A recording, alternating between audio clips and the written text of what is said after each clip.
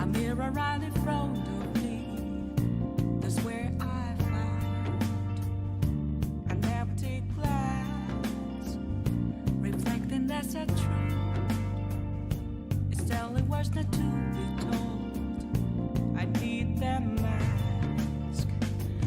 I'm a sharpshooter at this masquerade, heart in both face and mind, all free for you to draw. I'm a sharpshooter, chained down to my core. Please don't take off my mask, my place to hide.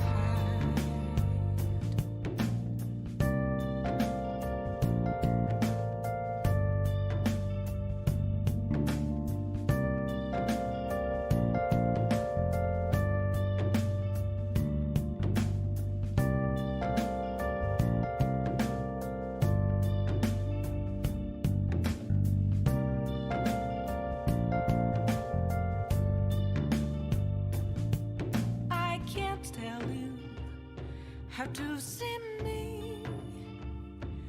Just a cage of bones. There's nothing inside. Will it unleash me, burning down the walls? Is there a way for me to break?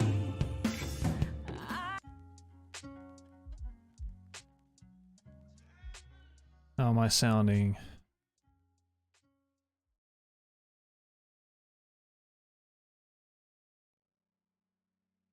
Am I sounding all right?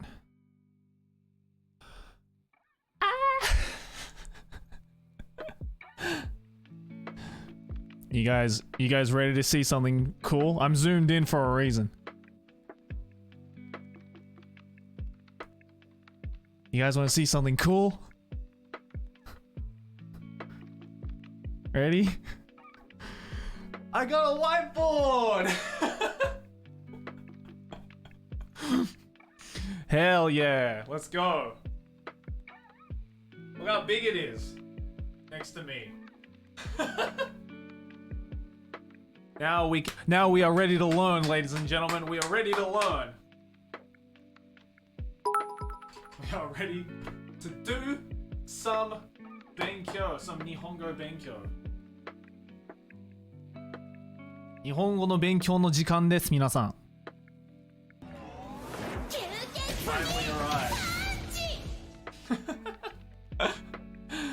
Yo, Nerov, thank you for the 3 months, dude. 93, thank you, dude. Welcome back.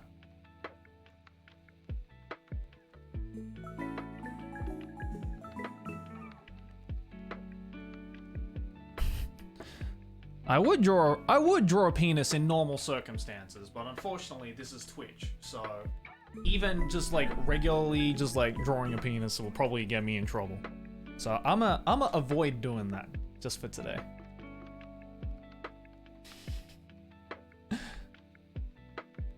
How's everyone doing?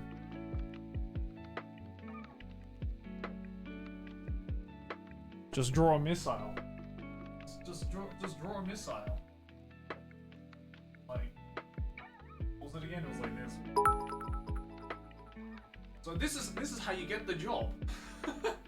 I make rocket, it go phew.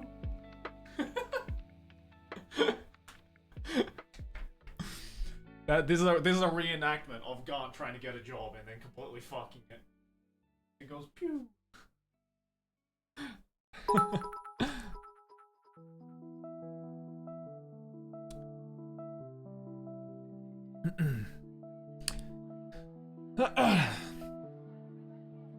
Yeah, this is the first time I'm kind of doing like a standing up stream, as you can see. It's the wonders of a standing desk, is that I can change it up and down. So, Aviv, thank you for the 9 months, dude. Welcome back. Hey, Scam Train, let's go. Big Kusa, indeed. Yeah, so basically, for today, as promised, I figured we would kind of teach you guys, or I don't know, just like, because look, let's be real, I'm sure a lot of you guys who watch anime, a lot of you guys who watch my content, for instance, a lot of you probably want to know about Japanese. Alright, I get a lot of questions every day about, hey Joey, I'm learning Japanese, how do you do blah blah blah? How do you do blah blah blah? I want to know. Alright. So, I just dropped my phone. But before that, turn this down slightly. Pepperoni, thank you for the 231. Yeah, I don't know what this background music is. It's supposed to be lo-fi, but if the music is weird, just let me know and I will change it. There we go. Yo, Nightshade, welcome back, dude. Holy shit, 43 months. Let's go, dude. How you been, man? Good to see you again. Feel like it's been a hot minute. Oh, it's a bit loud? Okay, I'll turn it down a bit. How's that? Is that good?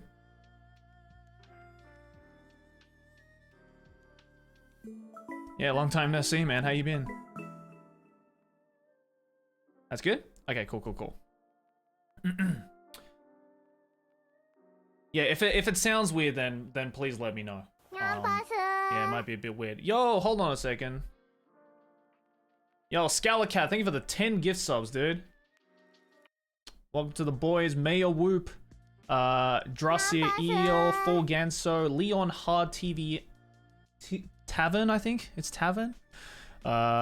Alexander, Dark Synopsis, Space Jammer 59, Kakyo Kuzuki, Canarius, and Port 503. Thank you guys. Welcome to the boys. We have a brand new emote you can use right here, Anime Pain. Please go check it out and use it now that you are part of the boys. Yampasu is a bit loud. All right, let me turn it down a bit.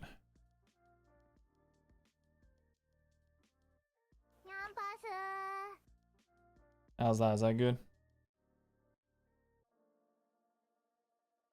I put Nyampasu down slightly. I am proud of this emote because we made this together. All right, this wasn't just me. This is you guys being like, "Hey Joey, why isn't this an emote?" So I was like, "All right, fair enough, boys. We'll make this an emote. All right, makes sense." Now the music is too low, for fuck's sake. I'm still trying to figure out the whole audio thing. How's that? It's a bit loud now. There we go. That should be good. All right. So, what are we learning today? Well, we can really. It can be a number of things, right? What I'm gonna slightly. Hold on. Just gonna move this light around slightly. Sec, guys.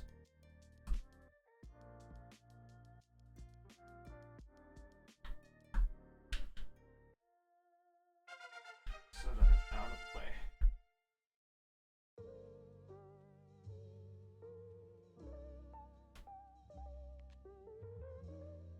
How am I looking? That didn't really do a whole lot, did it? Never mind. You guys are just gonna have to live with the fact that you can see the light in the reflection. Don't worry about it too much. Don't worry about it too much. Where did my pen go? Kore wa pen desu. Kore wa pen desu. Yang boy, thank you for the $5, man. It's 4 AM, but who needs sleep? And go up with the $2. So, Joe, any thoughts on the new Fate Grand Order movie? I haven't seen it, so I have no thoughts, unfortunately. Kore wa pen desu. So yeah, if we don't know, if you have no idea what this is, allow me to explain. Essentially, oh fucking hell. Nightshade coming in with the fucking 25 gifted subs. Nightshade, you show up and then you pull a Mad Lad move like this. The absolute fucking Chad that Nightshade is. Yo, can we get some Yampasus in the chat, please? And some mad lads for my boy Nightshade. Thank you very much, man. Holy shit. Pay raise? I mean, I'm proud. Dude, I'm happy for you, bro. I'm happy you got that pay raise. Mad lads like you should get a pay raise. But there's a difference between getting a pay raise and essentially giving that raise to me. That's very generous of you though, dude. Thank you very much, man. I appreciate that a lot. It's good to have you back, man. Thank you, thank you, thank you. And to the 25 people who got a gift sub from Nightshade, first of all, say thank you to them, alright? Good manners. I want the boys to have good manners. And say thank you, alright? So, give Nightshade a thank you. But yeah, there's gonna be Nyampasu for a little while, so don't worry about that too much. Alright, but, as I was saying, for those of you who don't know, right, today, essentially this is what we're gonna be doing, right?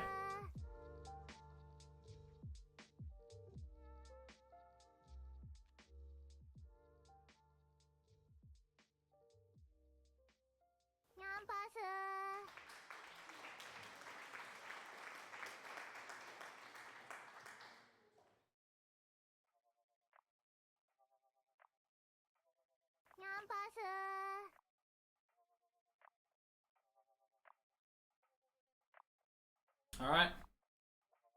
That's what we're going to be doing today. Ask me any question about Japanese.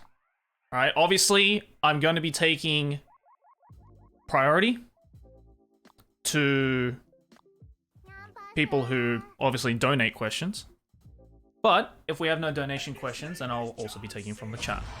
Because I know a lot of you guys... Thank you, John. Thank you, John Cena.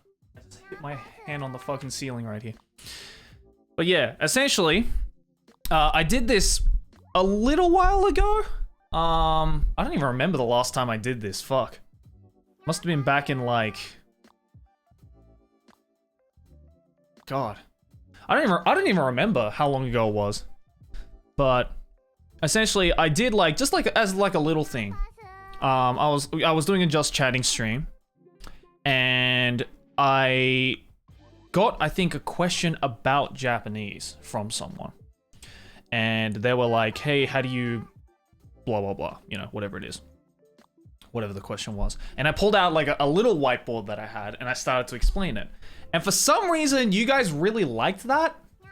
And I kind of had fun because I also got like, you know, I also kind of got the enjoyment of like, oh yeah, you know, maybe I can like teach people Japanese, because this is a good way to basically like clean up all of the fucking questions that I get from you guys about Japanese on a fucking daily basis. On a daily basis, I get emails and DMs and comments about like, Joey, I'm learning Japanese, but how do you do this? How do you do this? How do you do this? So I figured, really good way is to just do it on stream with a whiteboard. Like this. So yeah, if you have any questions, then please ask away. In the meantime, God, the Nyampasus from Nightshade are still rolling in. Holy shit. Thank you for all the subs, by the way, guys. I appreciate that a lot. Thank you, thank you, thank you. Too kind. You guys are too kind.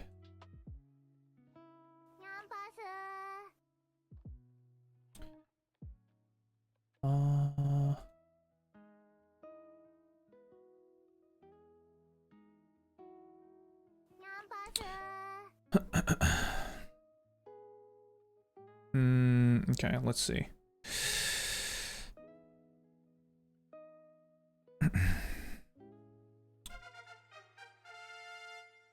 Mill Smith with the $5. I just finished a book by a Japanese author as I got a notification that your stream had started.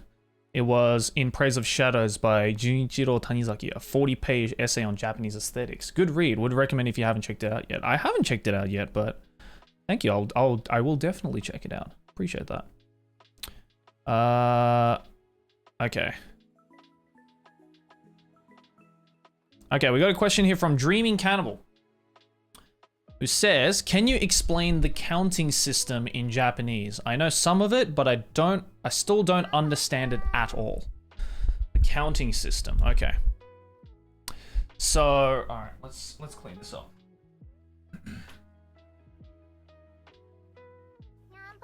So I apologize, by the way, if some of these like questions and answers are like kind of, you know, differing on like difficulty for some people.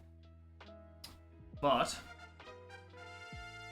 let me try and explain it in the best way possible.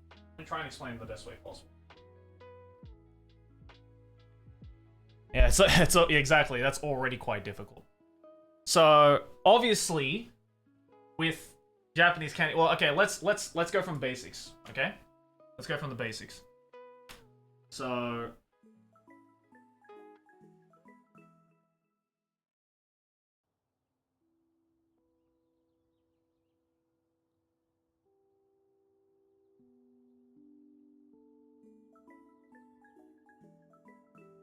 Alright, so let's start from the basics, okay? Trying to figure out a good mic placement so that it picks my audio up no matter what. Maybe here? How do I sound here? Did you guys hear me, by the way? Am I good? Am I sounding alright? Okay, cool. Alright.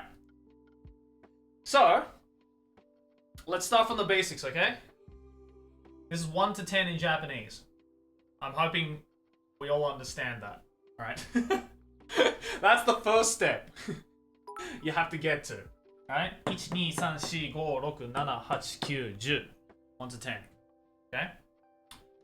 Now, normally in English, right, if we were to count something like, you know, there are 5, you know, people, right? 5, right? Well, actually, you know what? Just to make it easier for you guys, this.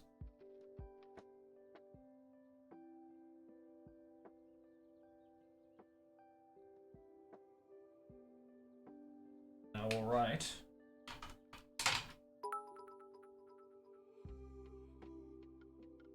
Does that show up? You guys see that?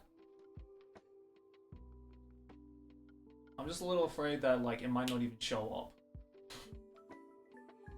No, not really. Okay, let's not use this blue. Let's use. I got like all these different colors. So. All right. Oh, that's a crap red. All right.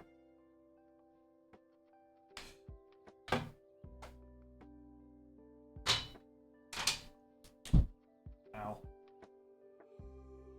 How's that? See that? Kind of. Not really.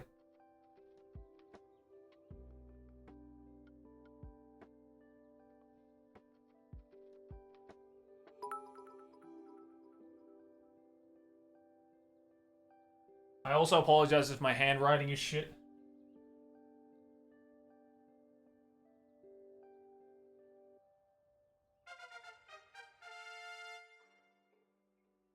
Thanks for all the donations, guys. I will get to them.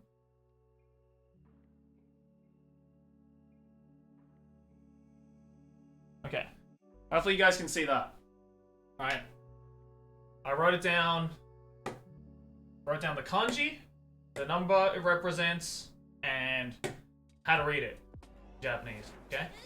Now, you might have noticed a couple of them have 2 different ways. Notably, 4, 7, and 9, right? So, we have, for example, right? 1, there's only one way to say it. 1, 2, 3. 4, there are 2 ways you can say it. 4 or 4. Right? And we'll get to why that is later. 5 and 6 is the same. 5, 6. 7, there's 2 ways. 7 or 7. Same thing. 8. 9 is 9 or 9. And then 10 is 10. Okay? I didn't put 0 because 0 is literally just 0.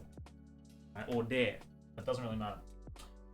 Now, normally in English, right? Normally in English, you would say if there was 5 apples, right? If there was 5 apples, you would say 5, right? There's not really any other way that you can use the word 5 when counting how many things there are. But in Japanese, you can't just say 5 dingo. Alright, dingo. So, like, let's say if we're counting, you know what? Kind of in the way here, so let me just do a little whoop. Alright, so if there are 5 apples, right? For example, right? So there are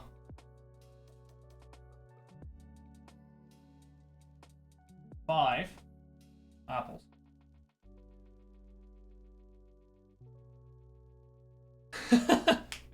Y'all didn't see that flip coming, did you? Alright, so say for example, the sentence we want to write in Japanese is there are 5 apples, right? Do we all know what the word for apples is in Japanese? Does anyone know what the word for apples is? Dr. Tony Strange, thank you for the 2 gift subs. Dingo. Exactly. Exactly. You guys got it. You guys are more You guys are more Nihongo than I thought, right? Dingo. Alright? Dingo.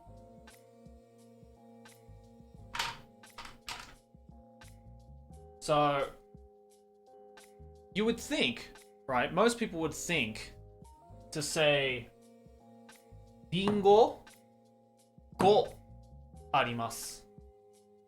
Right? Arimasu is there are. But with Japanese sentence structure, you basically flip this around entirely. So it's not there are 5 apples, it's apples 5 there are. Right? So if I were to write this down, right? So there are, right, is arimasu. Arimasu. Right? And dingo. Right? Apples. Dingo is 5. You guys can see that. Alright, that's fine. From here, it just looks like it's not showing up properly, but I'm hoping there's enough. Yeah, yeah, exactly. It's, yeah, Yoda speak. It's literally Yoda speak. Right? It's literally Yoda speak. Apples 5 there are. Right? So if I were to write down there are 5 apples, right? It would be Dingo ga. And then for here, I'm just going to put 5, right?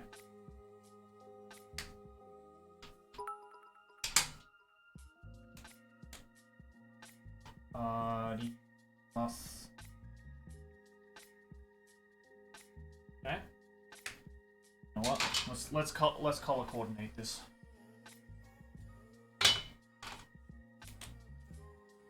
Oops, that's not the right color. Can you tell that I've had no teaching experience whatsoever? Okay. Cool.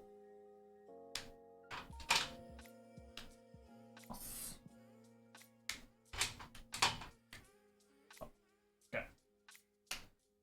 So I'll split this sentence up into a number of positions, okay? This is to get people up to speed before I go into why counting in Japanese is really fucking difficult. Like counting objects in Japanese is really fucking difficult. Alright? We first have to understand Japanese sentence structure. Alright? So dingo, apples. Ga is the connecting word. Or what's the word in Japanese? What's the word in English? Particles? I think they're called particles. Yeah.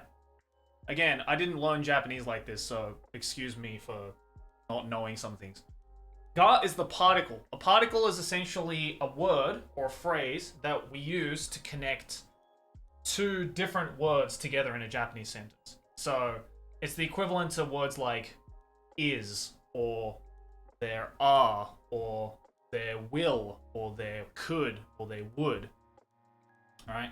Same thing. It's a word that links two nouns together, or two verbs together, any two words together. So there's a particle right here. Alright? Ringo ga 5 is because that's how many apples there are. Arimasu. There are. Alright, so as you can see, it's flipped, essentially. In English, the subject matter, which is the apples, comes at the end of the sentence. And before that, we state how many of the items there are, and then we state that there are. The fact of the matter. Alright? There are 5 apples. Alright? But in Japanese, it's the other way around. It's the subject matter comes first, and the fact of the matter comes at the end. Ringo ga 5 arimasu. Now, normally, right? If we go back to let's go back to this. All right, let's go back to this. So, what is 5? All right? What is 5? Not going to lie, I'm literally doing this flip just cuz I find it very satisfying. I find it very satisfying to flip. So what's 5? Go. Alright? Go.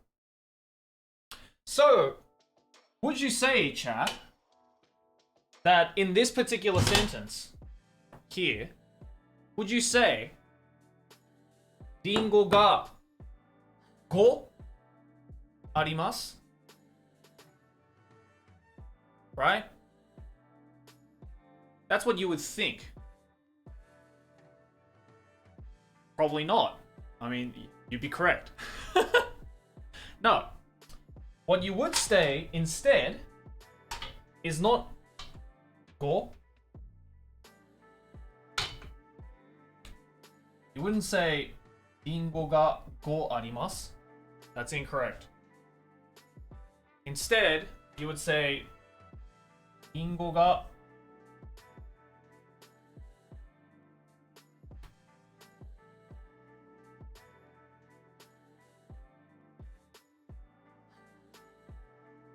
リンゴが5つ。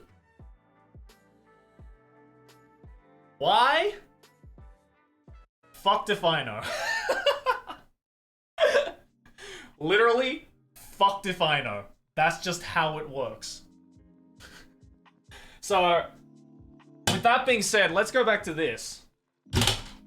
Right?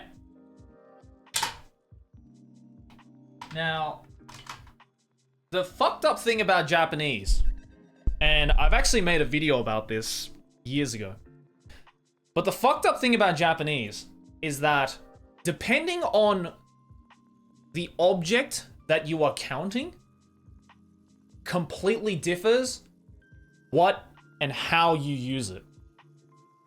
If that makes any sense to you. So unlike in English where it doesn't matter what it is, it could be apples, it could be people, it could be umbrellas, mountains, countries, anything, right? Anything in the world that is physically countable, right? We would only use these numbers. There's only one set.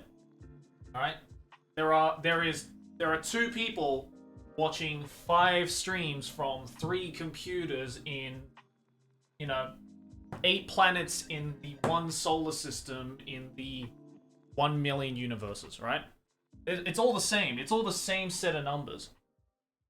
But Japanese is fucked up in that sense because they basically said, no, let's use these numbers in any other situation other than counting. So, in the case of the apples, right? In order to count apples, that itsutsu that I talked about is actually a very simple way of counting things. And if I were to write out from 1 to 10, how you would say it, it would look like this.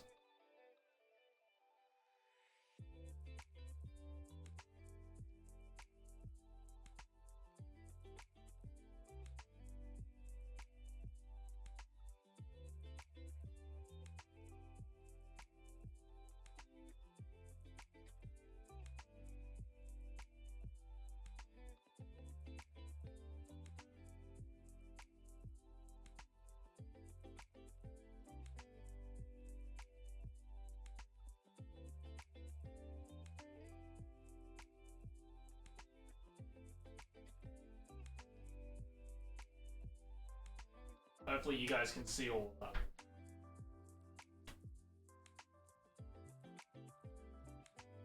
The holy censored light. Wait, what's censored? Oh, this one? Okay. Well, it's alright, I'll read through it, I'll read through it.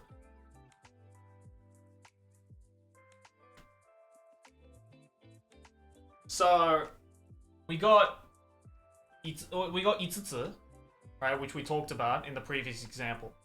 But instead of 1, 2, 3, 4, 5, 6, 7, 8, 9, 10, which is just normal.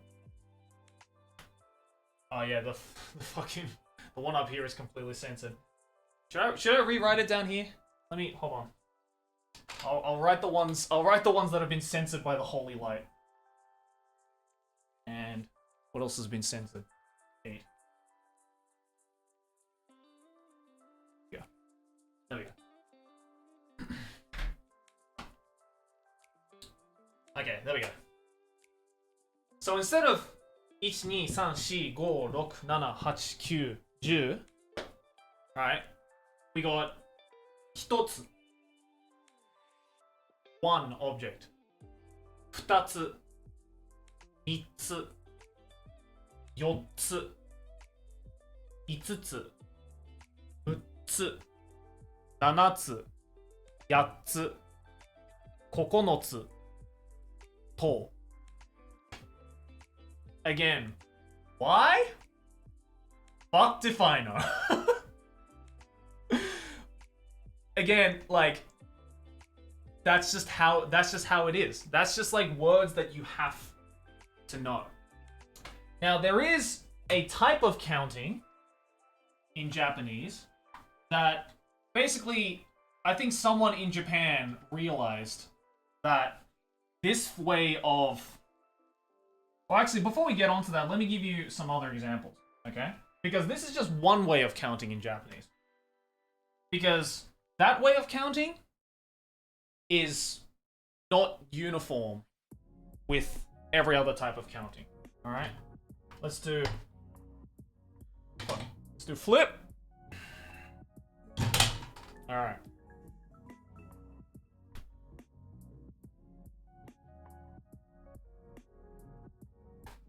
Alright, here we go. So just to make things simple, let's pick a number. Chat, pick a number. And we'll use that for every type of counting. Oh. I didn't realize there was 3,700 of you. I probably shouldn't have said that. But okay, I see a predominantly large number of 69. So let's use the number 69, okay? So for starters, the number 69, okay? Okay. So we got the number 69. All right. Okay. So we got the number 69. Very poggers. Everybody clapped. So let's use the number 69 as an example to count objects and to show you guys the just sheer variety of ways to count 69 numbers of anything, right? So for starters, the number 69 just on its own, right, is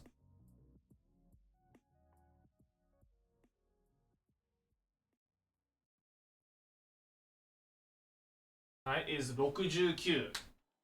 That's just, if you were to say the numbers in Japanese from 1 to 69, like 1, 2, 3, 4, 5, 6, 7, 8, 9, 10, right? If you were to just go in order and you eventually get to 69, that's how you would say the number 69, 69. But how many 69 objects there are depends on the type of object. So some ones that you'll see a lot of All right, I know that made barely any sense, but let me explain. So say, for example, if you were walking down the street, right, and you saw 69 bottles of beer on the wall. 69 bottles of beer. You take one down, you pass it around, 68 bottles of beer on the wall. But before we pass it down, let's actually count if there are 69 bottles, right? So, if you saw 69 bottles of beer on the wall, right? And you wanted to say to someone, there's 69 bottles there. Alright? Then you wouldn't use the previous example that I showed you of the 5 apples. That wouldn't work. And you can't use just this. What you would actually use... Actually, you know what? I just realized... It's going to be much easier if I just do this. Let's just write it big.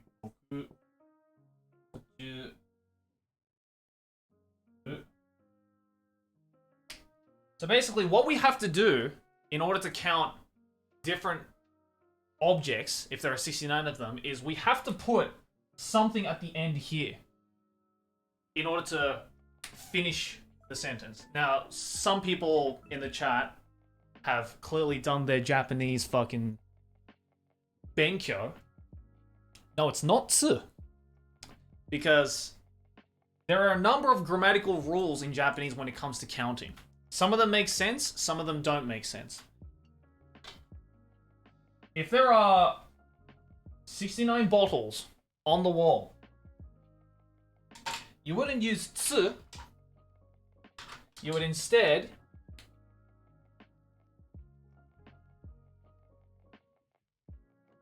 use hon. 69 hon of beer.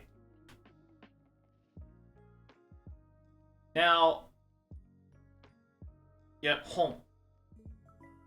If you were to write that in kanji, it would be the kanji for book, which is that. All right, 69 hon. Now, the reason why we use hon for bottles is because the fundamental rule, all right, the fundamental rule of why we use hon when counting bottles is because we can use the word hon to count not only bottles, but to count any object, and I know that how bad this is going to sound, but hear me out, any object that is long and thin. And everybody laughed. Ha ha ha. Hilarious. Yes, that's right. That's right, chat. Even penises are counted using hon. I'm not even joking. I'm not even joking. If there were 69 penises in front of you right now, first of all, I'm sorry. But second of all, if you wanted to tell someone, hey, there are 69 dicks here, then you'd say 69 hon.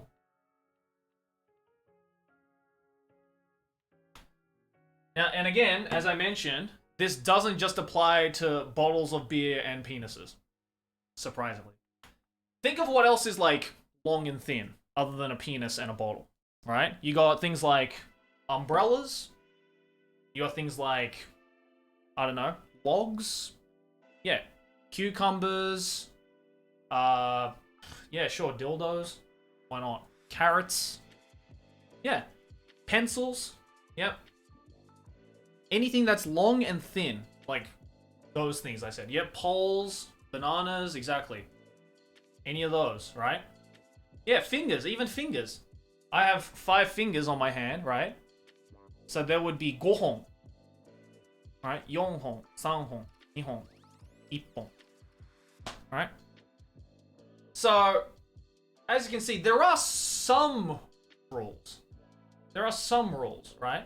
So, if you're struggling, right, to say to someone, oh, there are 69 pencils on the table, then you can remember, oh yeah, the word hon is used to count things like, you know, long, thin objects, right? So maybe I can use hon for a pencil. And I would say 9 times out of 10, you'd probably be correct, right? So there are definitely some like rules. So let's look at another one.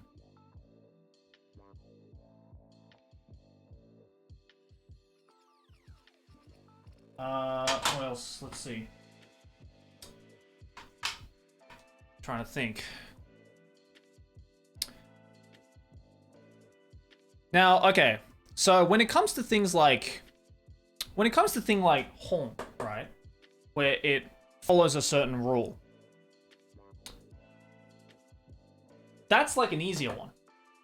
But then sometimes, people. Okay, people. So to count 69 people, right? You wouldn't use 次, you wouldn't use 红, you would use 人. 69人. 人, if you're writing a kanji, is that. Which, if you guys know your kanji, you would know that's the kanji for person. Yeah. So as you can see, there are certain rules that you can kind of guess. But at the end of the day, the one rule, regardless of whatever it might be that you're counting, is that you can't just say the number. It's got to be the number and something at the end to give meaning to that number. To basically contextualize this number to let the person know how many things you are counting. Alright? And you might think, well, okay, why the fuck would you do that? Why can't you just say there are 69 people? Right? Like, why do we have to put some, like, arbitrary thing at the end? Right? Well, think of it this way. Japanese is a heavily contextualized language and is heavily based on context clues when in conversation. Alright? So, I don't even have to mention that there are people. Right? If there are 69 people in a room, right? 69 人. If there are 69 people in a room, I don't even have to say the word people in the sentence. All I have to say is 69人. And immediately the person hearing it will be like, well, nin means people, so that must mean there are 69 people. Alright? So it's all context. It shortens the sentence, basically. So you don't have to basically, because if you say the word people with 69人, right, then you're basically doubling up, right? That's basically like saying, oh, there are 69 numbers of people here, when you can just say 69. There are 69 people. Now, the thing with things like in, right, is that this is really only used to count people. And unfortunately, with Japanese, there are a lot of... Oh, shit. Nice shade with the 5,000 bits. Thank you, dude. You can't stick around. It's all good, brother. Thank you very much, man. Have a good one. Thanks for the 5,000 bits. Don't worry, guys. I will get to all the donations soon. Now, here's the fucked up thing about Japanese counting and why Japanese counting is so fucking hard, right? What about for animals? Good question.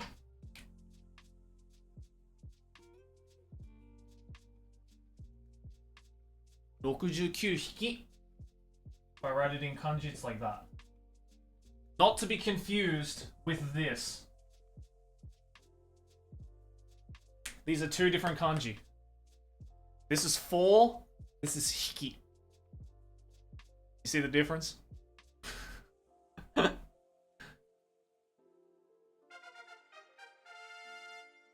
There's one line missing here.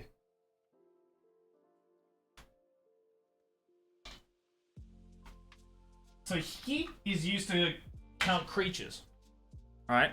But this is a little bit cheating because it's used to count most animals, but not all animals. can be counted in this way. For example, you can probably use this to count things like dogs or cats. But if I were, for example, going to count a large animal, like an elephant. If there was 69 elephants, right? I wouldn't use hiki, because that actually wouldn't make sense. I would instead use to. 69 to. Or, if I were to write that in kanji, is this. Okay? To. Now, this is the kanji for head. Atama. Alright? Again, this is one of the very few instances where I don't even know why we use this to count large animals. Right?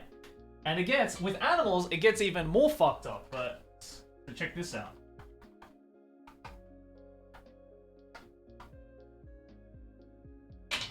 Say if we want to count birds, okay? Like, you know, pigeons, crows, any of that kind of stuff, right? We wouldn't use hiki. We wouldn't use to. We would use wa.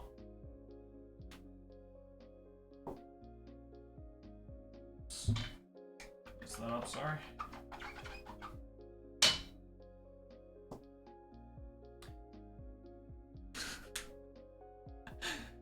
Rokuju wa. Wa, this kanji is the kanji for feather.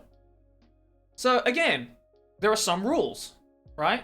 You think, oh yeah, of course, because birds have feathers, it would make sense to use the word feather to count wa, right? To count the number of birds. It kind of makes sense, right? But this is where Japanese loves to troll the shit out of people. Right? This is where Japanese loves to troll the shit out of people. Because there is one other animal that is counted in this way that is not a bird.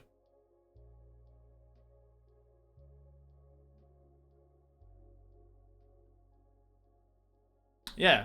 Okay, cool. Lots of people already know. Yeah. For some reason, rabbits are counted in this way. You would think so far, right?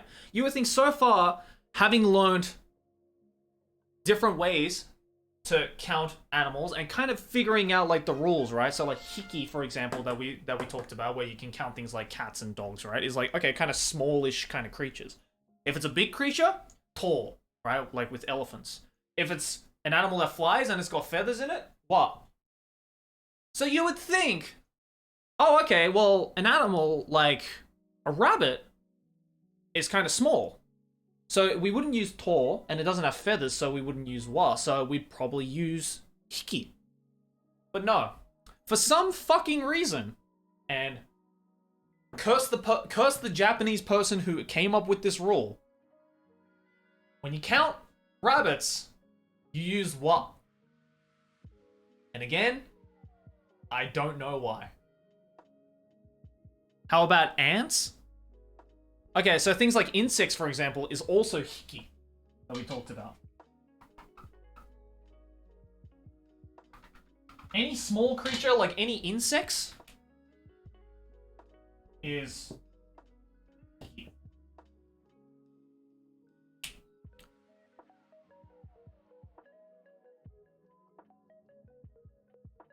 Yeah. 4,000 people, thank you guys. Well, see, this is why I wanted to cover this question, right? Because it is really interesting. Now, here's the thing, right? If you thought this was already confusing, it's about to get a lot worse. Because there are some objects in the known universe, right? There are some countable things that where there is only one way to count it, and the thing that you put at the end is only used to count that one thing. So, you know, we had things like hiki, right? Which is used to count like small creatures, like, but it can be any number of creatures, right? Cats, dogs, insects, but not rabbits, right? Things like to as well can be used to, if it's any large animal, it can be used to, we can just use to, right? But then there are things like mountains. If there was 69 mountains,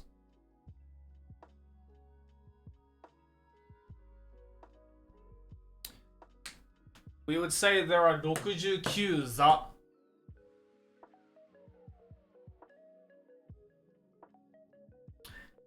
And here's the fucked up thing. This za at the end of how many numbers there are, this is only ever used to count mountains. Again, why? I don't fucking know. As if Japanese wasn't already fucking hard enough, some dickhead was like, hey, you know what would really fuck people up who are trying to learn our language? Is if we make our counting system really fucking difficult.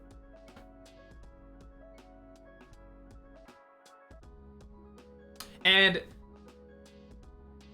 when it comes to counting, it honestly gets so difficult sometimes that not even Japanese people know the correct way of counting an object. For example, with mountains, right? If I went up to 100 random Japanese people and told them, what's the particle you use when counting mountains? I guarantee not all 100 of them would know the answer to that. And that's because Japanese finally throws a bone at us and gives us a little bit of a cheat. There's a little cheat that we used in counting objects.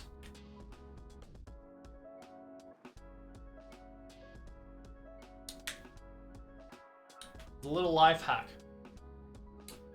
69個.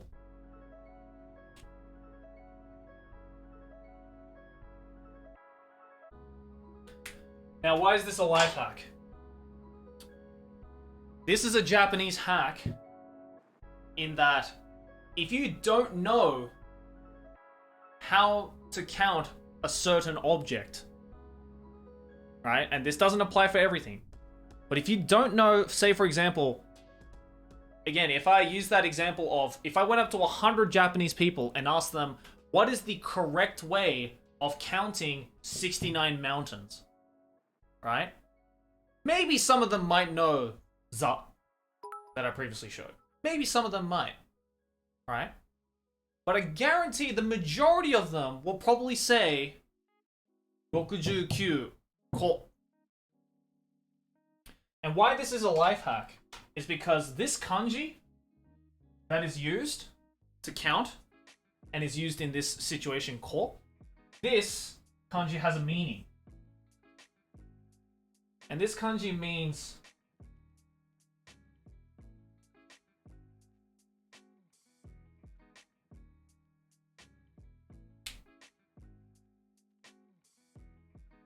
this kanji ko has the meaning singular. So basically, it pretty much says, fuck the specifics. There are 69 singular objects, regardless of what it is. So if I don't know the correct way, you can still, in most situations, get away with just saying ko. So you can say, if I were to say, again, let's go back to the mountain example. 69 za, right? Yama ga, so yama is mountain. Yama ga 69 za arimasu. There are 69 mountains. Guarantee most people probably won't say it like that, because most people won't know the particle to connect to how to count how many mountains there are. Thank you, John Cena. Instead, most people will probably say, Yama ga 69 ko arimasu.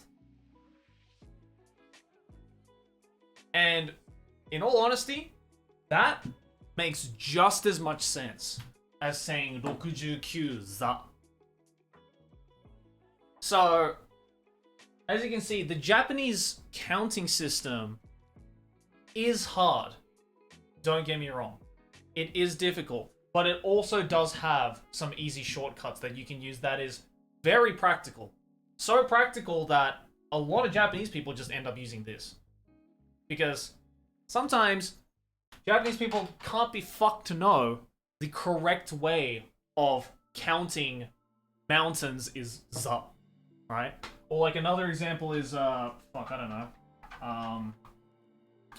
If I were to count 69 boats in a harbor, right?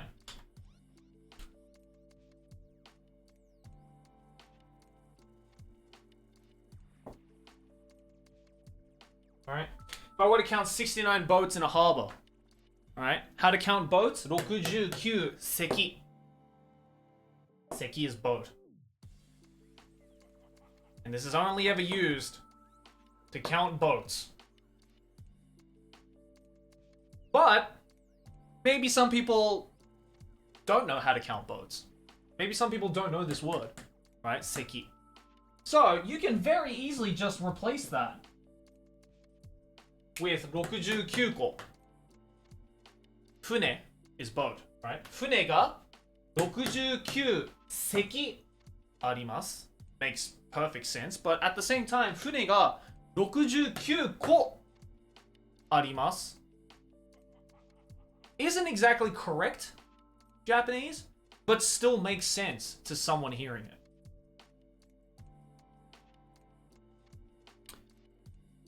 And that is a crash course on how to count in Japanese.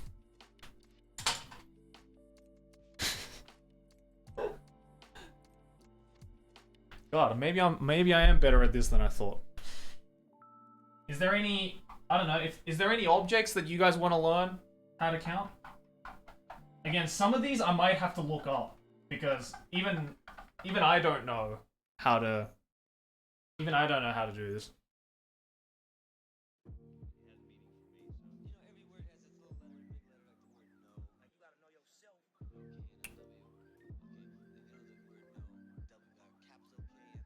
Beer? Well, with beer, I assume whoever said beer was talking about, like, say if you come to Japan and you have to order some beers, right? All right, let's say, right, when all this corona bullshit ends and you guys are able to come to Japan and you can drink, right?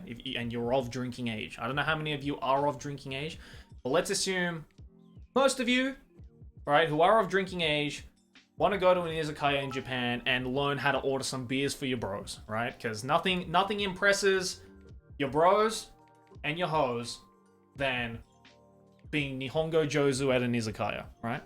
And let's say that you got a little bit wacky and decided to order 69 beers, right? Absolute true player. Well, in the case with something like beer, alright? Even in English, if you just said, give me 69 beers, alright? If I was the waiter and I was getting your order, I said, g'day, what can I get you? And you looked at my face and you said, can I have 69 beers, please? The first thing I would ask you is, how do you want it? Do you want it in a glass? Do you want it in a bottle? Do you want it in... How do you want it? Alright? Because sometimes when you order beer, especially in Japan, right? You can, you know, maybe get it in a glass like this. But sometimes they sell it in a bottle too, right? That's usually two of the most common ways that they serve beer in Japan. Either in a glass or in a bottle. So you have two different ways, right, that you can get beer. In which case, you have to distinguish between the two. Because you don't want to accidentally order 69 bottles of beer, because it might be more expensive, right? You want to order 69 glasses of beer. That's a little cheaper, and you're already paying a lot to get 69 of these fucking things, right? So you have to be able to distinguish, okay, well then what's the way to count bottles versus how to count glasses? And of course, because this is Japan and this is Japanese, there are two different ways to count those two things. And one of them, actually, I've already mentioned in this lesson. Do you know which one it is?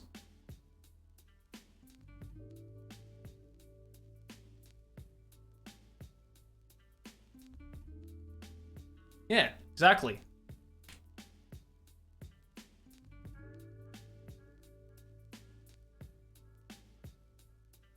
Boom. And which one do you think that would be for? Would it be for the glasses or would it be for the bottles? There you go. You guys are fucking learning. That's right, it's for the bottles. Because the bottles are long and thin, especially compared to the glasses. Alright? So if you wanted 69 bottles of beer, then you would say biru, which beer in Japanese is biru. Biru o 69本 kudasai. Kudasai is can I have it? Alright? Biru o 69本 kudasai. But maybe you don't want 69 bottles of beer. Maybe you want 69 glasses of beer. In which case you wouldn't say hon.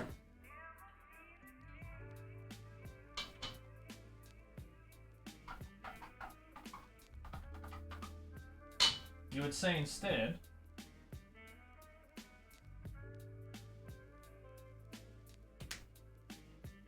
"69 はいはいはいはいはいはい69杯69杯ください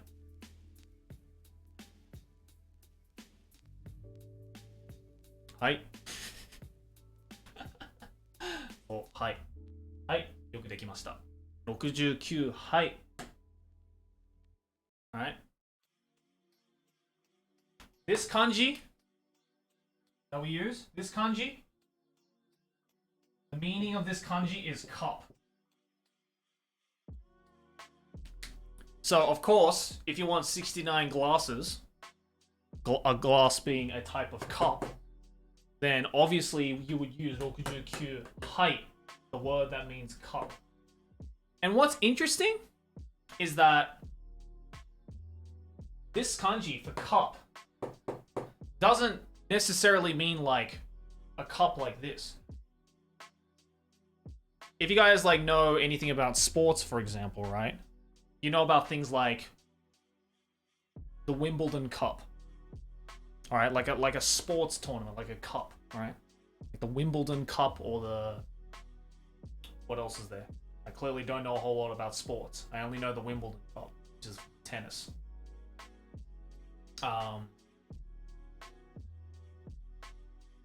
Yeah, the Piston Cup, I don't know.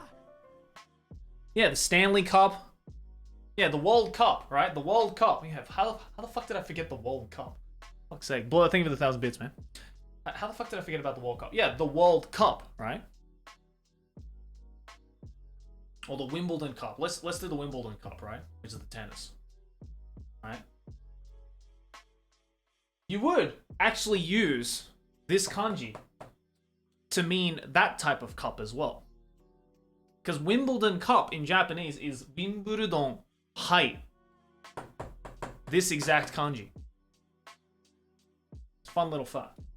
But anyway, that has nothing to do with counting. But what does have to do with counting is the fact that you can use two different types of counting methods to count what is practically the same object. Have you noticed? You guys asked, how do you count beer? What if I told you there's two different ways to count beer? Because what this does at the end here is, again, it contextualizes the number of objects you have. In the sense that it contextualizes the difference between 69 bottles of an object and 69 glasses or cups of an object. So this is the other reason why this is very important. Alright? Sometimes you don't need to tell you how many objects there are, because this at the end already gives context to what kind of object it is that you're counting. But sometimes it works in the reverse, where because of this, we know the specifics of the object that we are counting. In this case, we know the specifics of the fact that the 69 beer we want is in bottles or is in glasses. Right? So there you go. I think that's all I can really teach you guys about counting in Japanese. Honestly, like, a lot of it is kind of just like rote learning. You just have to know that, you know, this type of object is used in this way, this type of object is used in this way.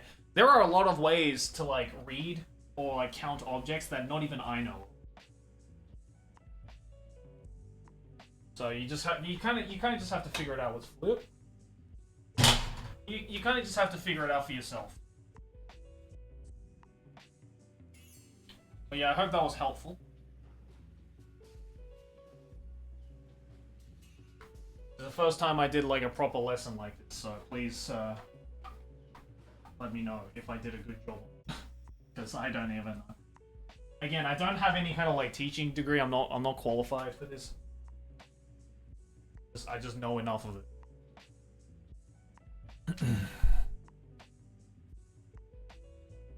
Very good lesson. Oh, thank you. Thank you very much. So, yeah. Let's go all the way back down to, where were you? Dreaming Cannibal. So hopefully I was able to explain the counting system in Japanese to you. It took like an hour. I apologize for that. Let's go from the bottom down. Barbary says, any noticeable / important differences between formal and informal Japanese? Oh, God. Formal versus informal? I mean, yeah, there's a lot. I'm gonna do a speed run of this just because there's literally too much to explain. But essentially, think of formal Japanese as having like multiple levels, whereas informal Japanese there is only one level, right? Formal Japanese in Japanese, if you were to say formal in Japanese, is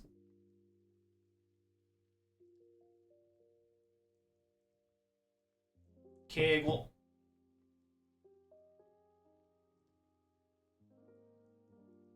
And informal is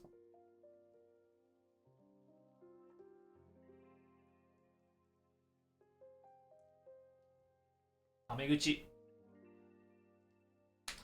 Yeah, a lot of people are shaking in their boots seeing the word keigo. I feel you.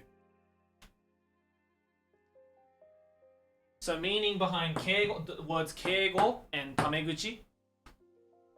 Keigo, this kanji ke, is the kanji that means respect. Yamo. Respect. Go is language. It's the respect language. Respecting language, formal. You use formal language to someone who you respect. Right? Keigo. Informal. Tameguchi. Right? Tame is a fittingly very informal way of calling your friends. Right? So basically, tame is like kind of almost the slang version of the word tomodachi, which means friend, right?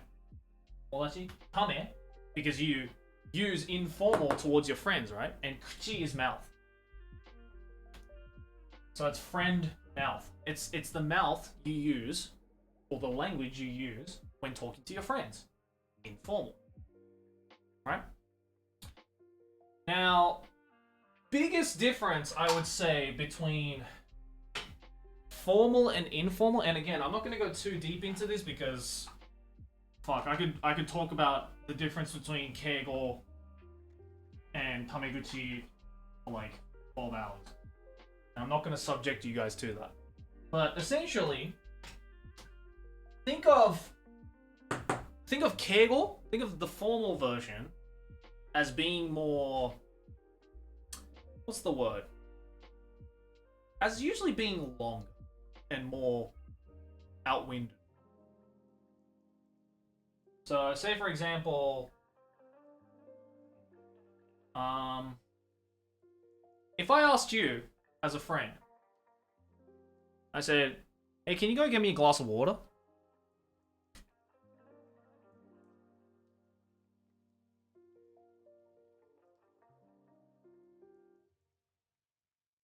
Right? Informally. Can you get me a glass of water?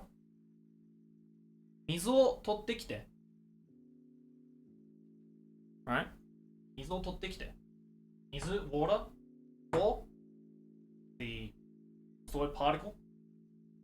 取って。Take, 来て, come. Right? Water, take, come. Get me some water. Right? But if I were to go up to my boss and say to his face, 水を取ってきて, I would probably be fucking fired. Because my boss may be my friend in a, you know, in a friendly manner. It might be a really friendly boss, right? But when it comes to Japanese hierarchical structure, I can't get away with this. Alright? So some people have already said it, but the formal way of saying this is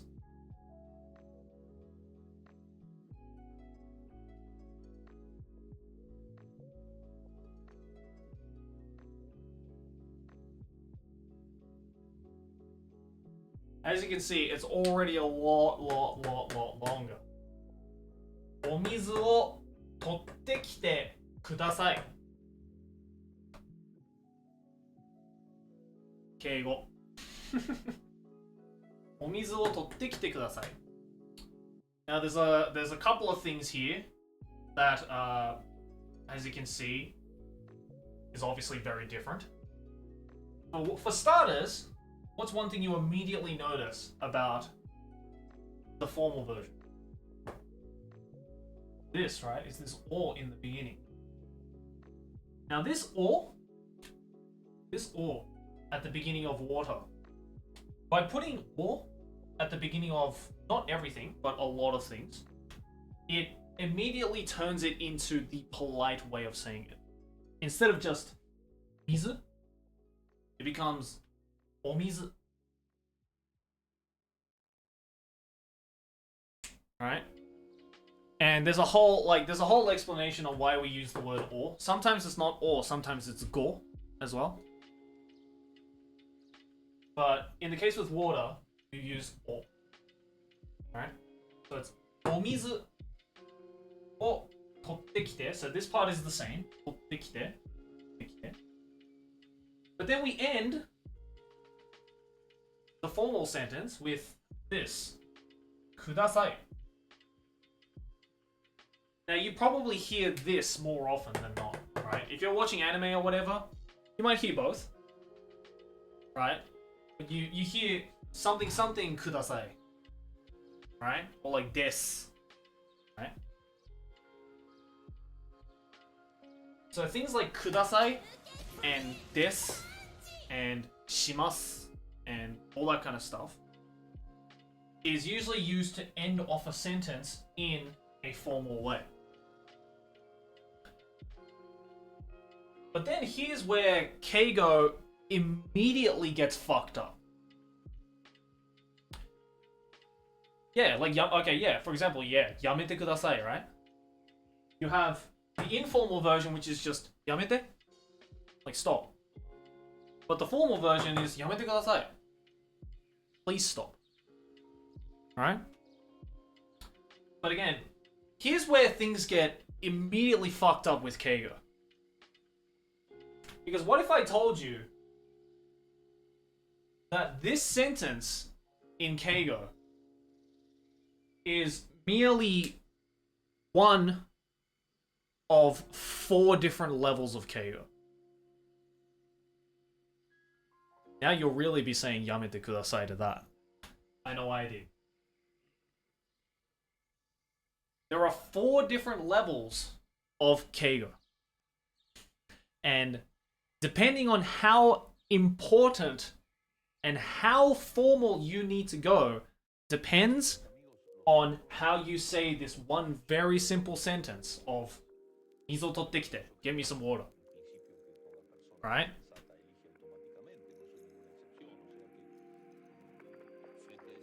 So we can go one step further in this, right? And maybe say something like, oh, that is so fucking...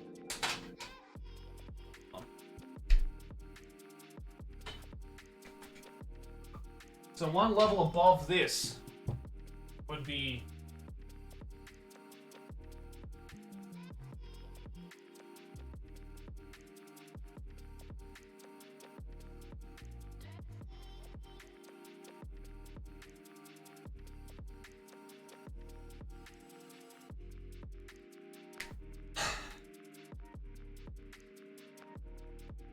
お水を取ってきてもらってもよろしいでしょうか?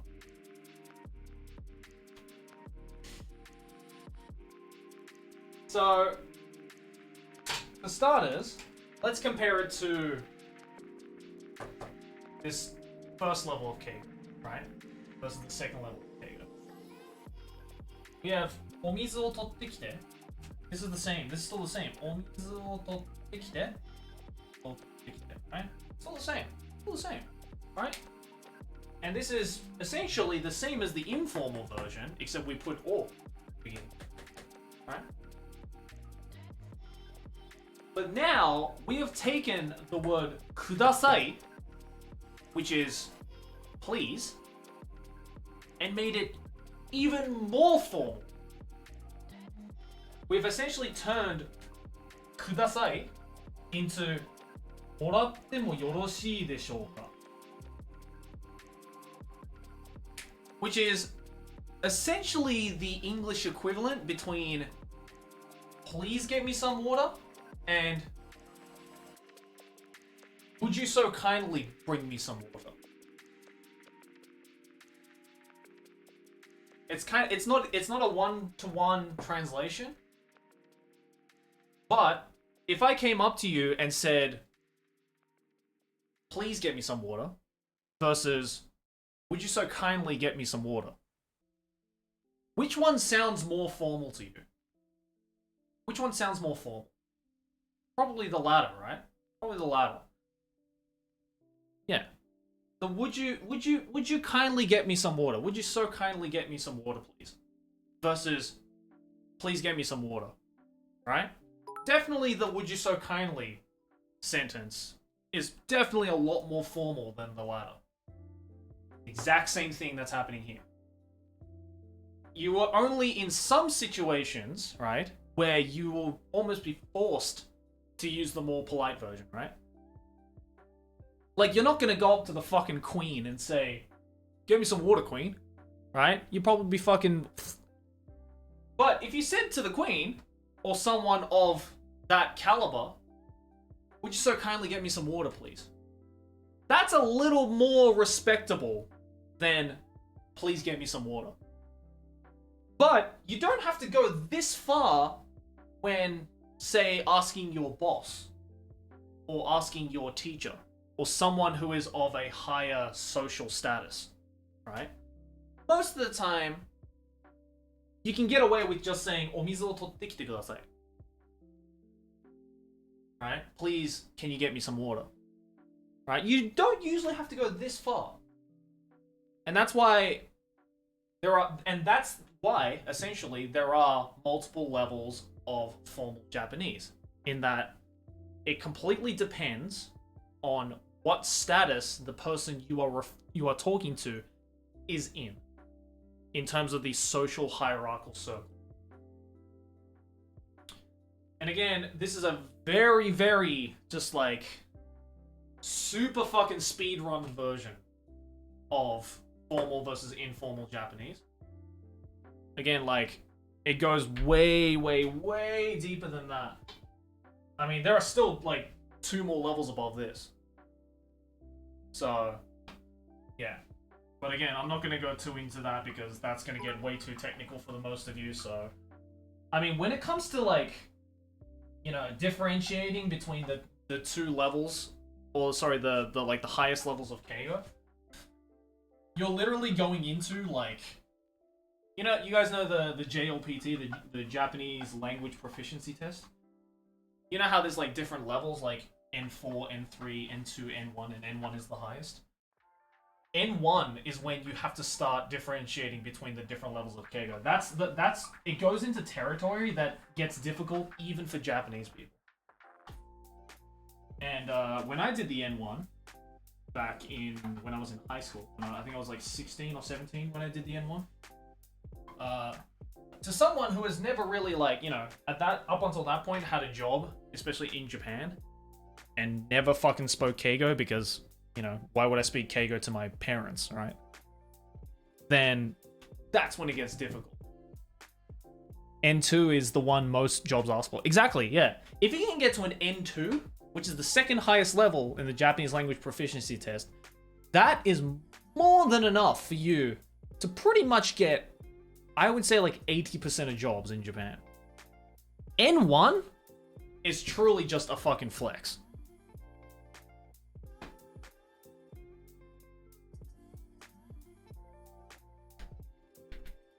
You got the N2 perfect? Nice.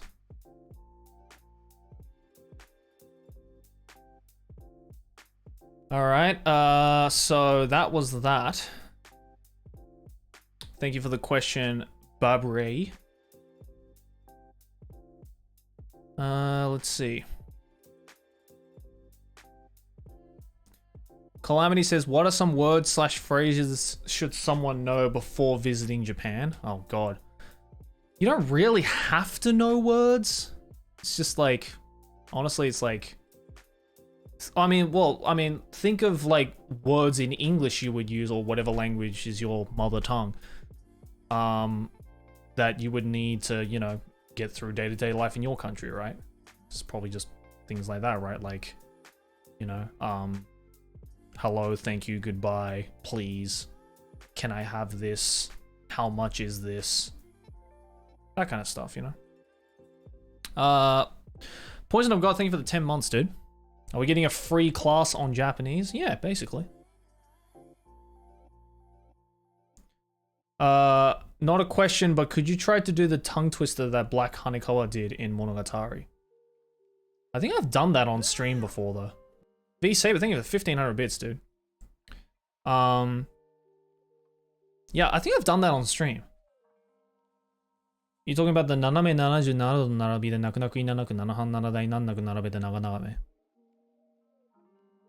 That's the Araragi version. And then Black Hanekawa version is all of the nas turn into nya. So it's nyanyami nyanaji nyara do nyara bi de nyaku nyaku nyaku nyara han nyara dai nyaku nyara bete nyaga nyaga me. It's honestly not too difficult. It's definitely not the hardest tongue twister in Japanese.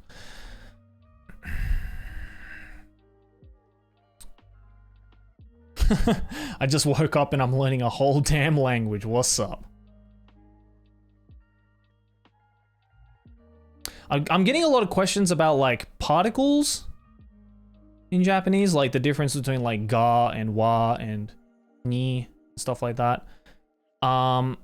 Truth be told, I get this question from Aki as well, like a lot, because you know obviously Aki's also trying to learn Japanese. It's really difficult to explain. That's like explaining to someone, what does the word the mean? You know, or what does the word is mean? And how do I differentiate between the and is? You kind of just have to like, just kind of just get the rhythm of it and just kind of figure it out. It's a lot of it is mostly just like rote learning. Adrian, thank you for the 2 months. Yongo Jozu, thank you. Zhang, thank you for the 2 months. Top, thank you for the 12 months. Hey, nice, dude. Enjoy that gold kitty. Thank you for all the subs, guys. I appreciate that. 日本語ってめんどくさいですね。めんどくさいっていうかね、なんだろう。難しいよね。特に英語で説明するときは難しいよ。もう、身をもって、身をもって実感したわ。It's hard to try and explain Japanese language rules in English, just because both those languages are just so different. So it's very difficult. Hey, Scam Train, let's go. Okay, Fragile122 says, can you explain the kanji Nihon? Japan is land of the rising sun, and the first kanji makes sense, but why book? You know what? I don't actually know. That's a really fucking good question.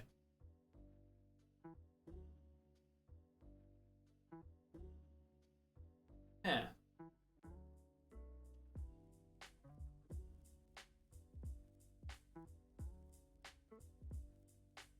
That's a really fucking good question. I don't actually know. Maybe, like... I don't actually know. Why is that? Oh, it's origin. Ah! 火の元ってことね。Wait, no. That wouldn't make sense. Because if it was origin, I mean, maybe the kanji's changed over time, but because if it meant origin, we wouldn't use this kanji. Because we have a kanji that is representative of the phrase origin, which is this.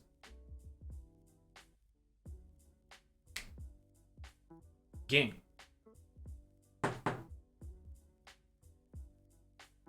What about Hondai? I mean, yeah, of course. Like, there are like different, you know, it might be Hondai, I don't know. But like when it's just like one kanji that represents it, like this makes more sense to origin than this. But again, I wasn't there when they came up with the name Nihon, so. But I mean, yeah. This one, so this one makes sense, right? This is the kanji for sun, right? That's land of the rising sun, right? This is, this is hon, right? We talked about this previously to count long objects like bottles, right? Book. But I guess what people in chat are saying,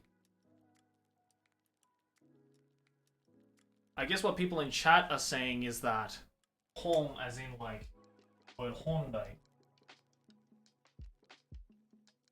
Right.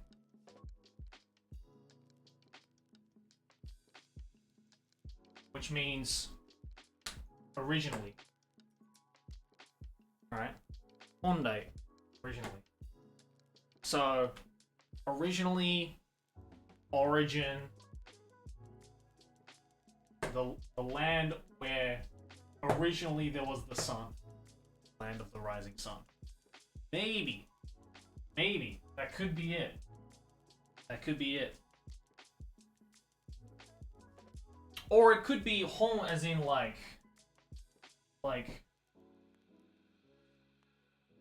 Honkoku. Which means like mother country.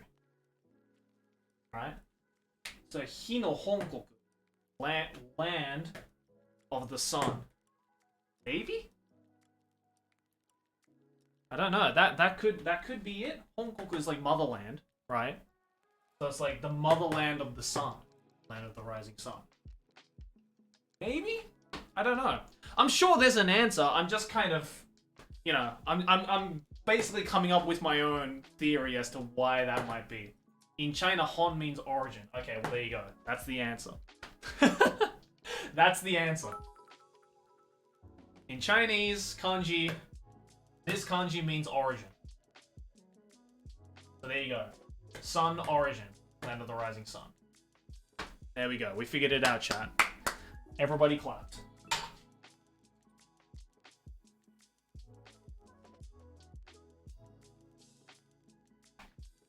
It's interesting, like, these questions, because they're definitely questions that, most Japanese people wouldn't really even, like, blink an eye to, right? It's like, you know, that's like asking, like, why is Australia called Australia? Or why is America called America?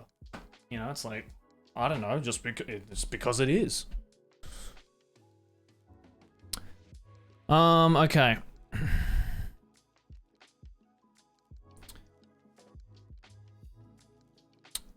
Counting words are like 5 sheets of paper, or 5 pieces of cake, or 5 bottles of beer, but for everything. Oh yeah, I mean, swearing, that's a perfect way to describe it, honestly. Why didn't I think of that?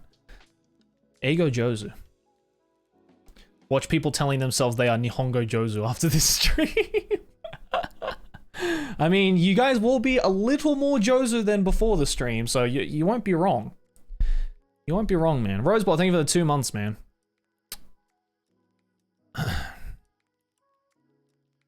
Just learned that an entire nation unironically speaks the anime language, Cake W. Good on you. I'm glad for your epiphany, man. Today I learned how to count dicks in Japanese with Joey. You're welcome. Rosestar with 500 bits says, when counting kids, would you use nin or hiki since they're essentially small animals anyway?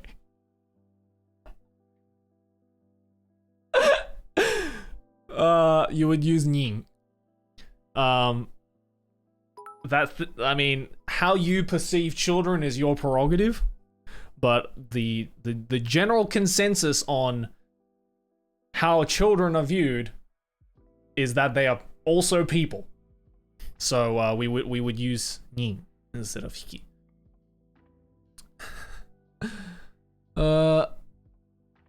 You should make videos teaching Japanese on your second channel. I think that would be very entertaining, and you can get Connor or someone and teach them in the video. I mean, yeah, I could do that. Or I could just upload this VOD to my second channel, which I will probably do.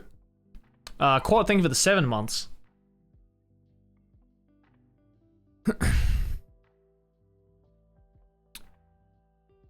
Let's see, what else we got?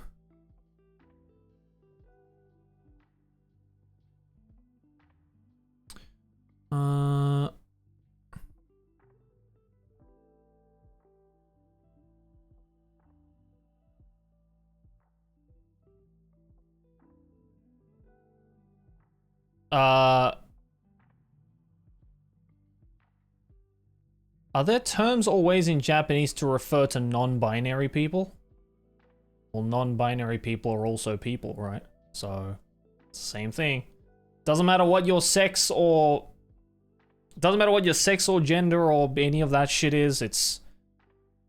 Whether you're a boy, girl, or anything in between, gay, straight, anything in between, you are...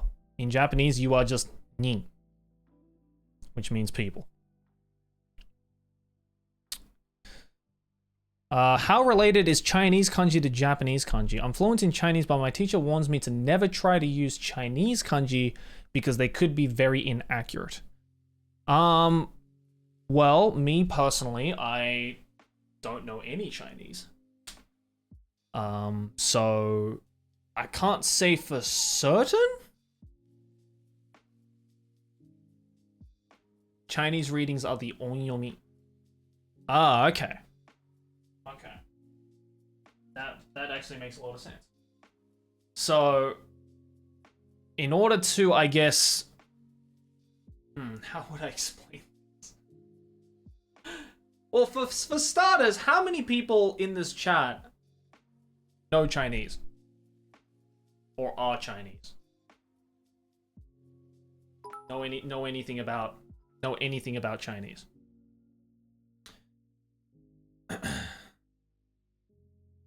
Wow, there's a lot of people. I'm not sure if y'all are trolling or not. Like, dead ass. Not sure if you guys are trolling or not.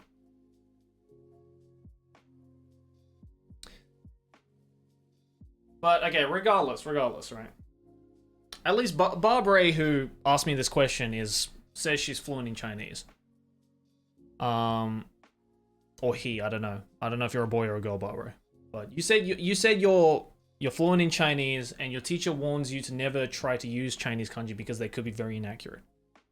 So, understanding that, we have to first explain... Oh my god, I can't believe I'm about to explain this to you guys. We have to explain the different ways that you can write kanji, and the different ways that you can read kanji, especially reading. Now, writing is pretty straightforward. There's only one way to write it when it comes to kanji. What makes kanji so difficult for so many people, and this includes Chinese people, is that the same kanji can be read in completely different ways, regardless of it looking exactly the same. So, in order to understand that, let's go back to... What should I use as an example?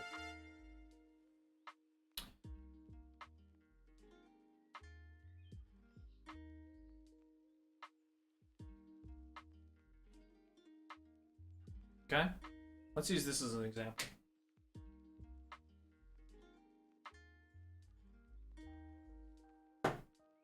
Who knows how to read this?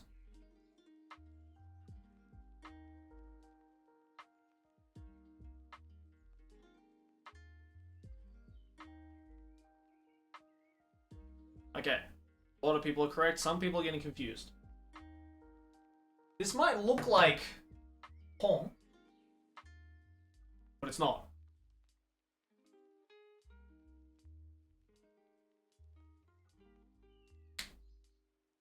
These two are different kanji. This is the kanji for tree. This is the kanji for book. Okay? I'm not talking about book right now, though. We're talking about the kanji for tree.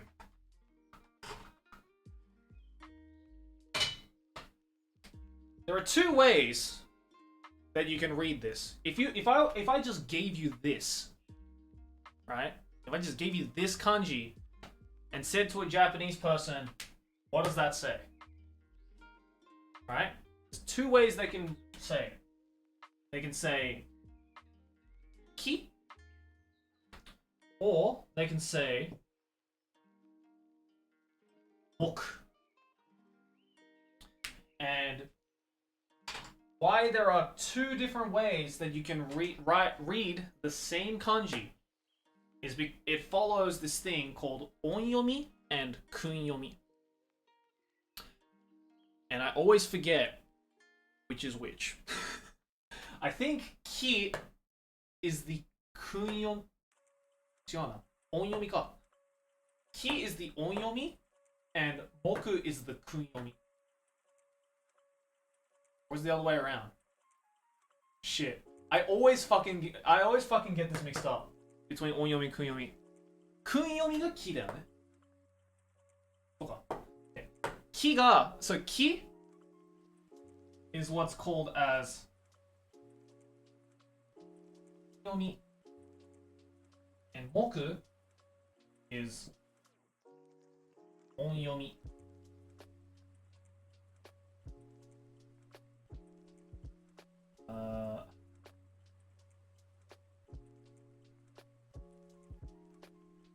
Oh.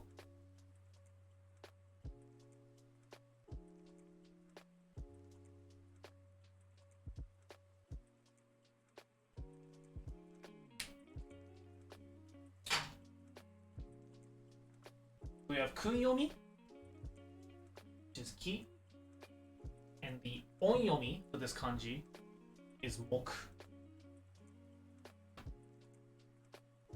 Now, why this is important is that depending on what comes before or after this kanji depends on how this kanji is read in context. But predominantly speaking, every Japanese kanji has the kunyomi and onyomi rule. Alright? Sorry, I'm getting notifications. Let me close that down. Shut up. Okay, there we go. Kun 間違ってる. Sorry. The wrong. Oops.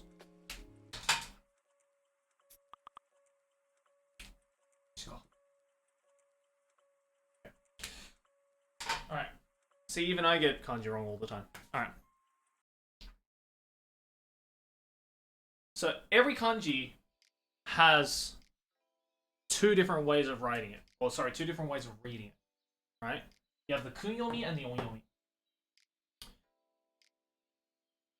Now, how this is written and how to distinguish between reading this as ki and reading this as moku is really dependent on the actual kanji that you're talking about. But from my understanding of kanji, if the kanji is there just by itself, like it is right now, most of the time, like I'd say 95% of the time, it's read as kunyomi. So if you had a sentence, right, that was just like, you know, there's a tree. Tree in Japanese is ki. Right? But then there are lots of words that use this kanji, right? That don't necessarily confine it to just this, right? Say for example, the word for wood, right? The word for wood, right?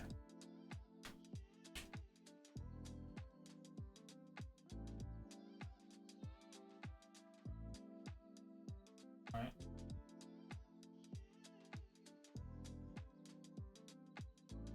Okuzai.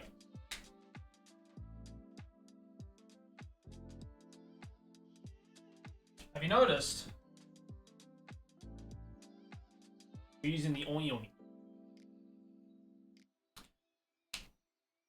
Why are we using the onyomi? Because this follows it.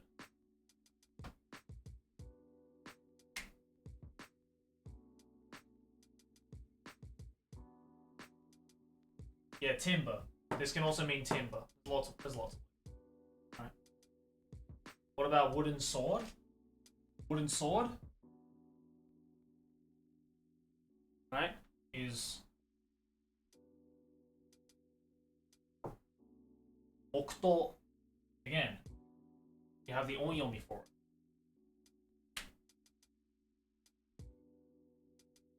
Right, that means wood, that means sword. Okuto mokuzai.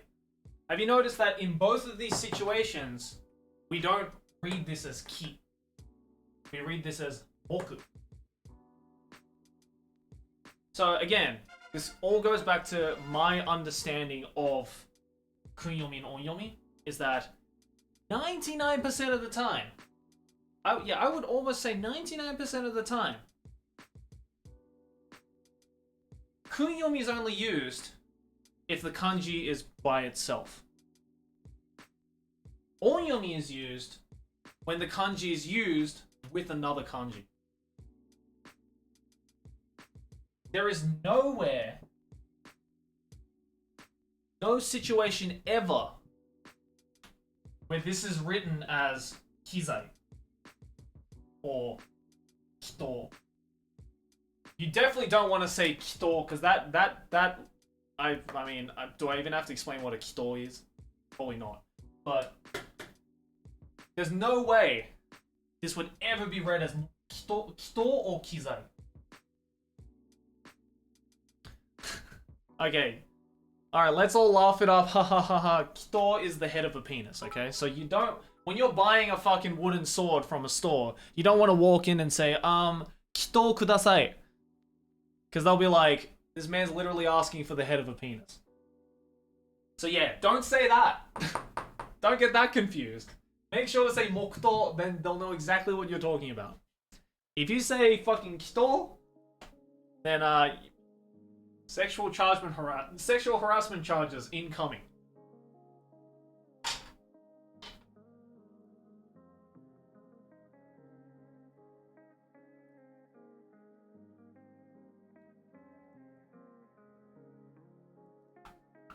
So, we have the onyomi, we have the kunyomi. But in some situations, there is one other type of way that you can read it.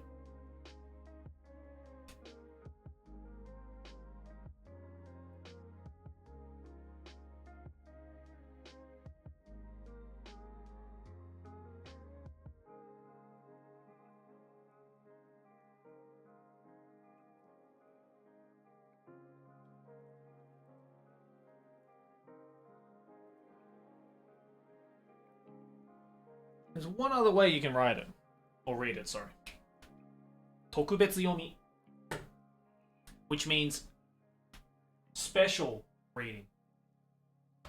What that entails is that there are some kanji out there where, depending on what the kanji is with and in what context, it's not read in kunyomi nor onyomi. It's read in a special way that only applies to that particular situation.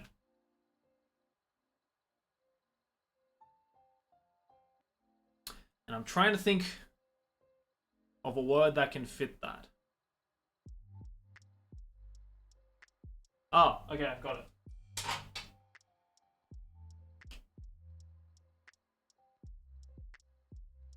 This is a kanji you'll see a lot when you come to Japan. The kanji you'll see a lot. Okay? This is the kanji for go. Right? Right? So, when it's just by itself, right? And you put ku at the end, right? And this becomes I. Iku. To go. Right? But sometimes, right? Maybe it doesn't have ku at the end. Maybe it has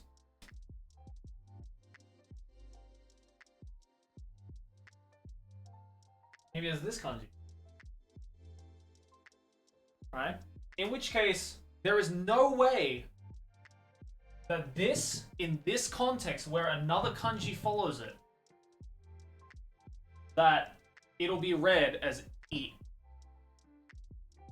Because this is...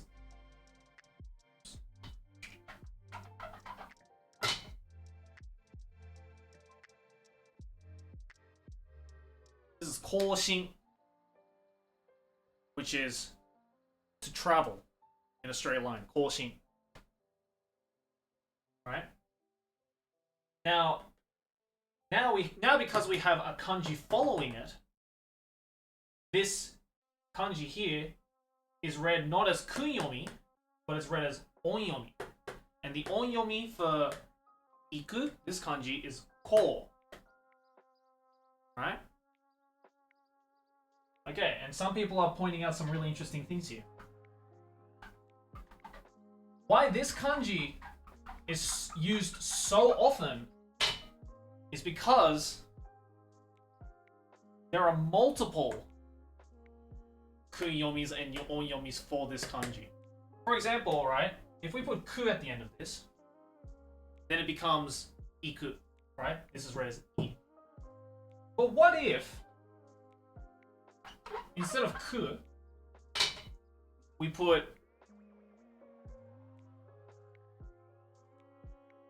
What if we put u? Well, iu is not a word. And ko-u is also not a word.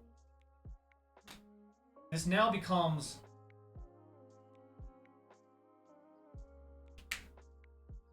ohonau, which is a very polite way of saying to do.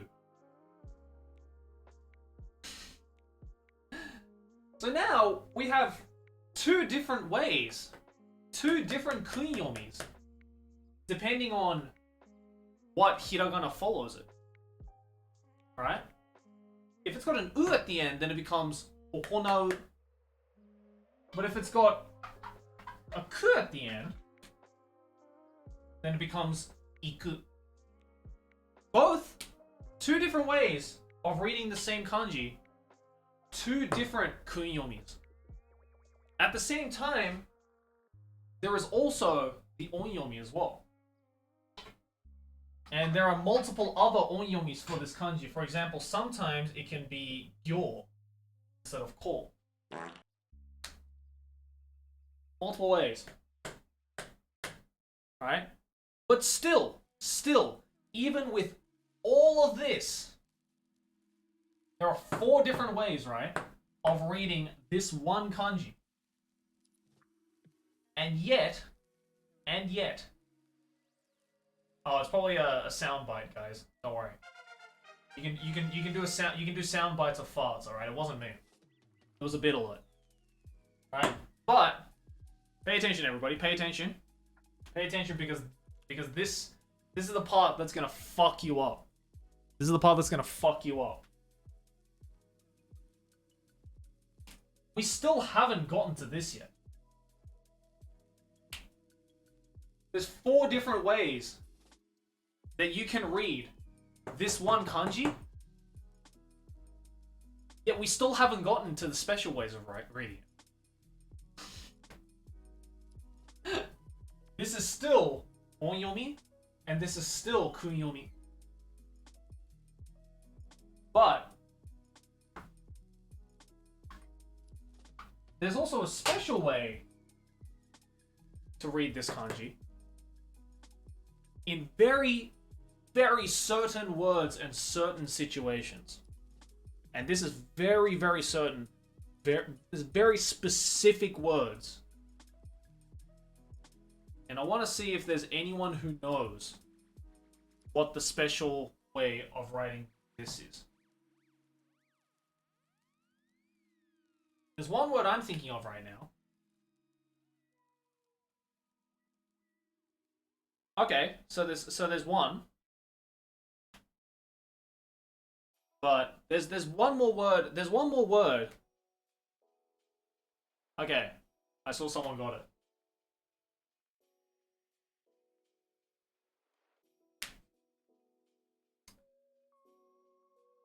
When it comes to this, right? What's fucked up is that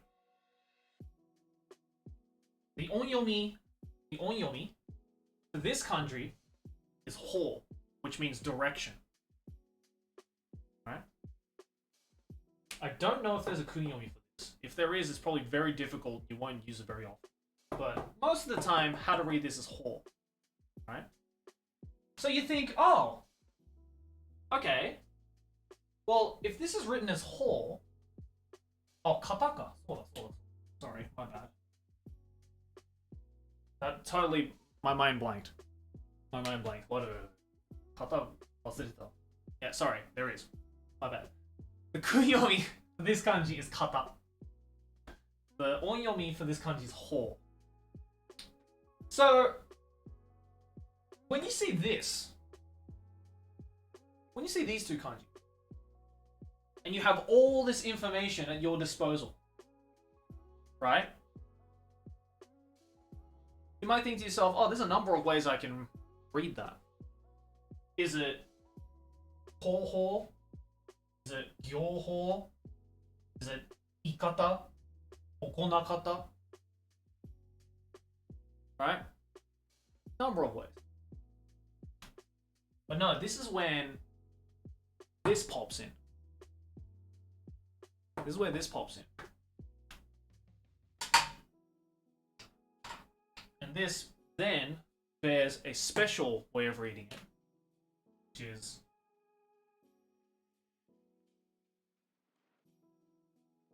you guys see that? It's a little dim. Let me write that again in black.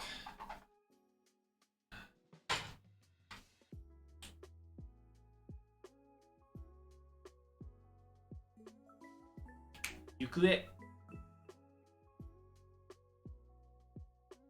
Now you're probably thinking to yourself, so wait, so this is yuku and this is e? Or is it yu and kue? Or which one is it? This is the fucked up part about Tokubetsu Yomi. It's neither. This as a whole is read as yukue. Not one or the other. Both.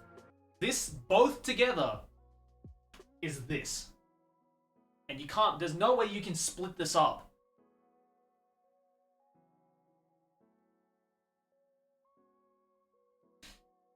Wait, what timing? What happened? Oh, did someone do the Illuminati thing? Perfect timing for the Illuminati. It's all a conspiracy, boys.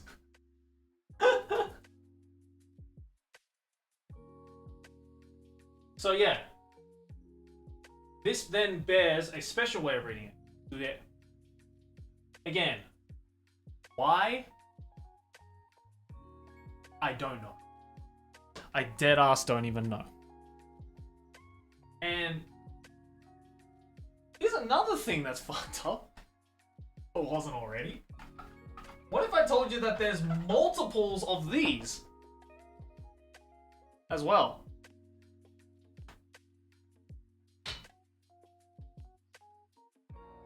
There's also multiples of these. And I'm just going to quickly look it up because I actually forgot how to write it.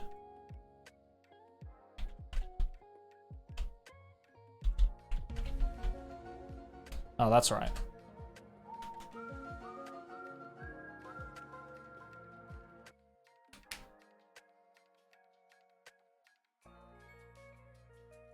This normally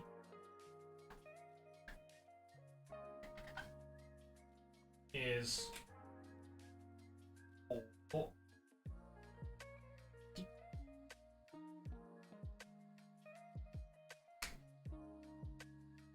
so this kanji right here has the onyomi of to and the kunyomi of hi. So again, you might think, okay, so I have all this information at my disposal. So what's the combination? What's the combination? Is it koto? Is it gyoto? Donahi? Ihi? It's neither.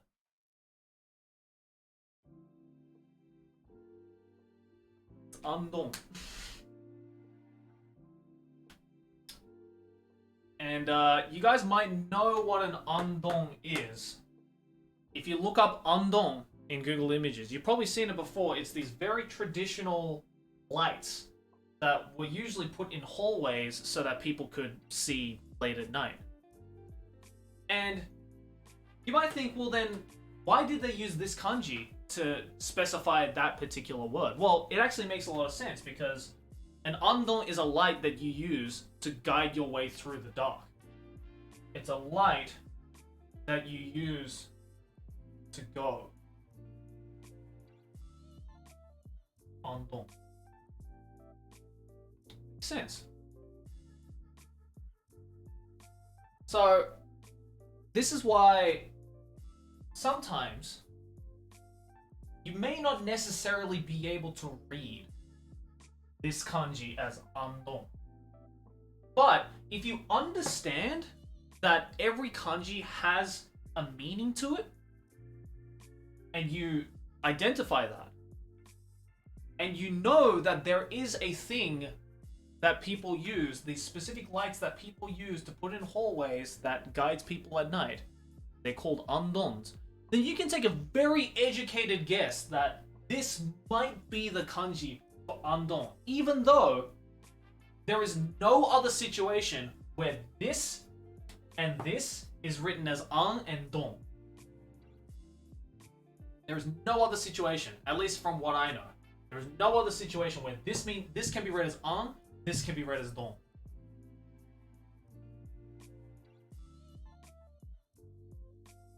Every word is a quiz. But hopefully you guys can kind of start to understand why I personally fucking love this shit. This is why I fucking love kanji. A lot of people ask like, Joey, why the fuck do you like kanji? It's just way too fucking confusing and it's impossible and even Japanese people have trouble with it. This is why. It's when the moment you start to figure out the deeper meaning behind why these particular kanji are used, why they have different ways of reading it, and the rules that they follow those times to be able to read it. That's why I like kanji.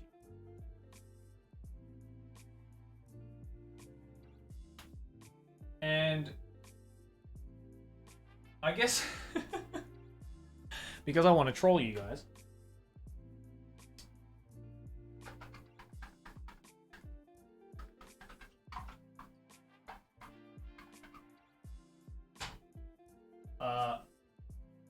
here's one that probably not a lot of Japanese people in the chat might even.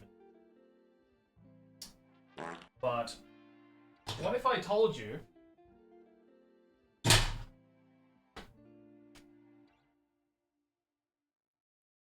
that this, right, that we've just established,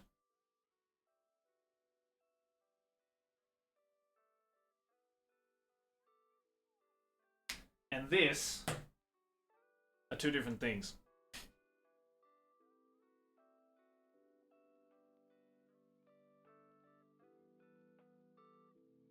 This is not the same as this.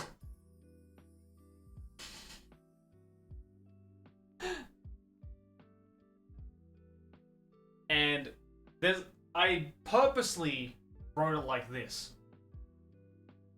so that you can understand the difference. There's probably not a lot of people who know. There's probably not a lot of Japanese people who know this. I only really know this because I'm a fucking kanji nerd. But go ahead, guys. You can do all the farts you want. I appreciate it. That's the amount of keep farting, because then that tells me that there's a lot of fucking brain farts happening right now in the chat. But this is, as we've established, this is E, or like, you know, like E, or Gari, Yo, or Ko. Right? This is the kanji for go. But this is actually two kanji. This is Tekichoku. And this is a very special kanji. This shit you will not see very, very rarely. This is very, very rare. The only time I have only ever seen this, maybe once, in a book. But you know what's more fucked up? is that the meaning of tekichoku means to go, which is literally what this means.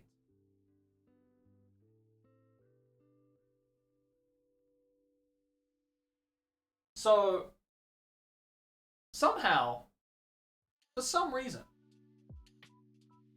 someone was like, I'm gonna turn this kanji that means to go and literally split it into two different kanji, make it be read in a completely different way, but it mean the exact same thing.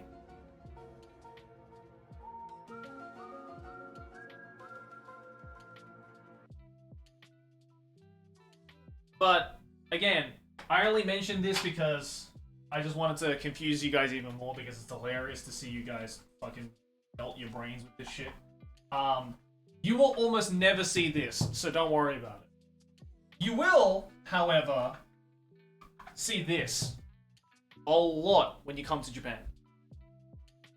A lot. This is a kanji that kids learn in first grade. And as you get older, you learn about all the different ways that this can be read. You don't immediately start off being like, alright, first graders, I know you're all like 6-year-olds, but is this kanji? There is probably about 20 different ways that you can read this. Remember it. No, it's not like that. Oh, tekichoku means stop? My bad. Again, that's how often you don't see it. この字知ってる? Hitsotsu. But yeah, this is a kanji that you'll see a lot. So, keep that in mind. And that is literally the tip of the kanji iceberg.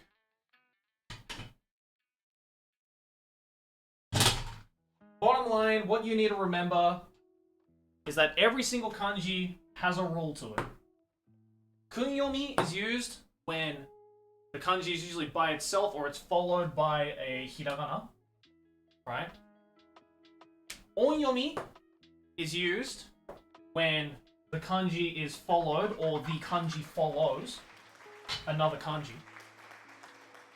And then sometimes, every now and then, you just have to learn it. Sometimes there are special ways of writing it and reading it, such as these. There you go.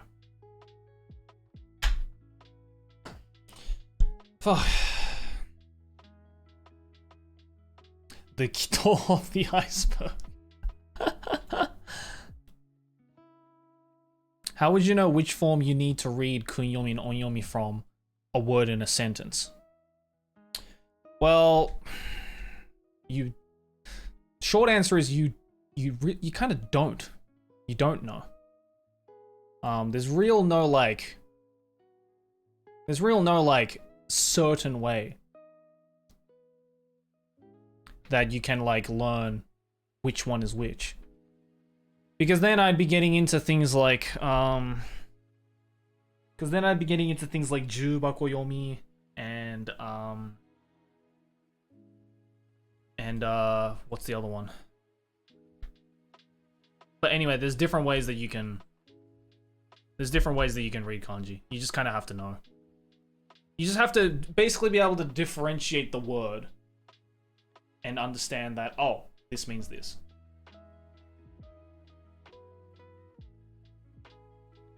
Yuoke yomi dakke? Jubako to yuoke? Ah, そうだね. Yeah, no, that's right. 湯豆読みだよ、湯豆読み。あ、湯豆じゃねえか。is it 湯豆湯桶？湯豆読みじゃない？うん、湯豆読みだね。So, a lot of people were asking like, oh, what, like, you know, can it be a combination between kunyomi and onyomi? Not all the time. In fact, most of the time, if there are two kanji next to each other, right?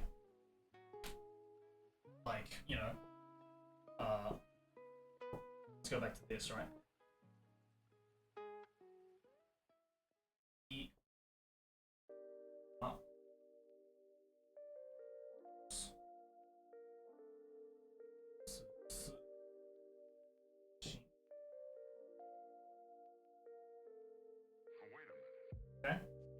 So koshin, we talked about this before, right? It's read as koshin. Why is it read as koshin? Because the kanji follows another kanji and the kanji precedes another kanji. Right? So we don't use kunyomi. We would use kunyomi if this kanji was on its own and this kanji was also on its own. But in this context, it's not. Right? These two are next to each other. So immediately we're like, okay, two kanji next to each other, probably using onyomi. That's the general rule of thumb, right? So it'd be koshin to go straight. But then somebody pointed out a very interesting thing that I completely forgot about. There are actually two more types of ways to read kanji. There's these three. But then when the kanji are together, it's more like two different versions of this. There's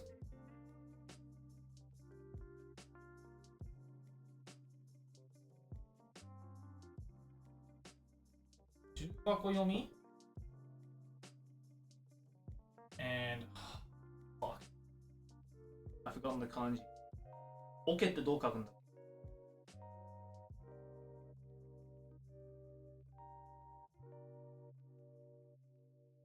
Ah, そうだ、奇変だ。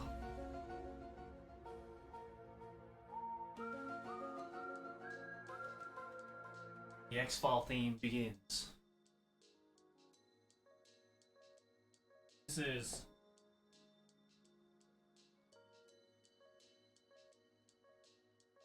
Jubakoyomi. And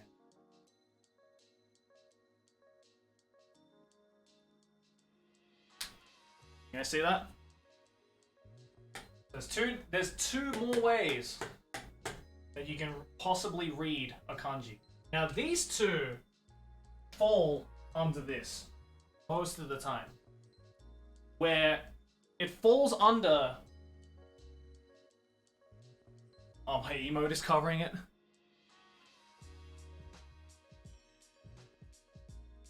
There you go. Now you can see it. Jubakoyomi and Yokiyomi. Now, these are kind of... Now, these are kind of special in that these are only really used to describe when a word that has two kanji, right? Like this, like koshin. These are two different kanji, right? In this case, in the case with the word koshin, both of these kanji are read as onyomi, right? This kanji is onyomi is ko. This kanji is onyomi is shin, right? So it's onyomi and onyomi. But sometimes, like in the case with the word jubako and yoke, sometimes it's a combination between onyomi and kunyomi. So this is where there are special moments where the rule of the kanji needs to be by itself to be read as a kunyomi. This is where the rule gets broken. In the case with jubako, this word, right? Ju, this, right? This is the onyomi of this word, right? This is the onyomi of this word. But bako, this is the kunyomi. And vice versa. You, this kanji, is actually the kunyomi. And oke is the onyomi. Ah, yutou ka. Yutou da yo ne. Oh, okay, sorry. My bad. Sorry. I got confused. Yutou da ne. Gomen. To da ne. You is the onyomi. Ah, sorry. You is the kunyomi. To is the onyomi. So now we have, even though, traditionally speaking, when there is two kanji next to each other, both of them have to be read as onyomi. There are some times where these rules can be broken, such as jubako, which is onyomi then kunyomi, and yuto, which is kunyomi then onyomi. And these are not the only words that follow these rules. Hence why the type of way that these are read is known as jubakuyomi and yudoyomi. But again, this is a concept in Japanese like linguistics that not even a lot of Japanese people understand. So you don't have to know about that. That's just, you don't have to know that there is a thing called jubakuyomi and yudoyomi. You don't have to know that. Again, these two phrases, not even a lot of Japanese people. Like, this is shit that you don't learn in school. Again, I only know about this because I'm a fucking kanji nerd. And I studied my fucking ass off. But you don't have to know that. I mean, if you are already, like, past this point, when it comes to Japanese, if you already fully understand this concept, then yeah, I don't think it will hurt to understand this. But obviously, not a lot of you are like that. So, there you go. That's all, like, this is all, like, linguistics lingo. Like, if you don't study Japanese linguistics, then this is shit you'll never know. But as someone who's studied Japanese linguistics for quite a while now, this is stuff that's, in my opinion, very interesting.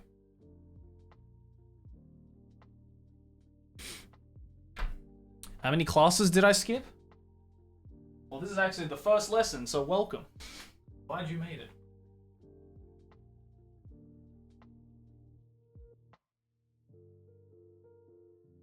But hopefully you can see why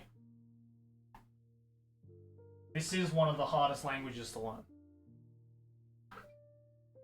And let me tell you, I didn't fucking do this shit overnight. It really does take a lot of dedication, but, you know, I would like to think it's definitely not impossible. What you do have to kind of understand and I guess be aware of is that if you do want to get to a point where this is just second nature, then you really have to fucking love the language. If you don't like the language, if you don't love the language, if you don't love the concept of kanji, linguistics, any of that kind of stuff, then there is literally no point in trying to learn any of this shit. No point.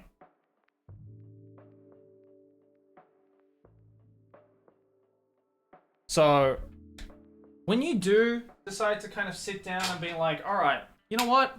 I like anime. I want to learn how to speak Japanese. I want to learn how to read it. I want to learn how to write it. All that kind of stuff, right? Really sit down and kind of self-analyze. And be like, so how much do I actually give a shit about this language? How much do I actually care?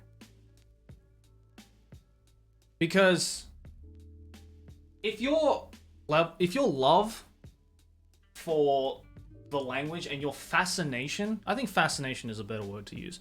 If your fascination for the language starts and stops at, I want to be able to watch anime without subtitles, then literally this entire stream is pointless to you.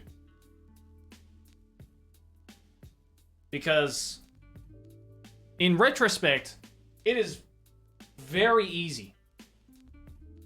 It is very, very easy to be able to just learn enough Japanese and get your ears used to Japanese enough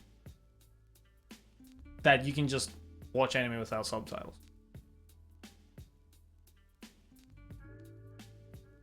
But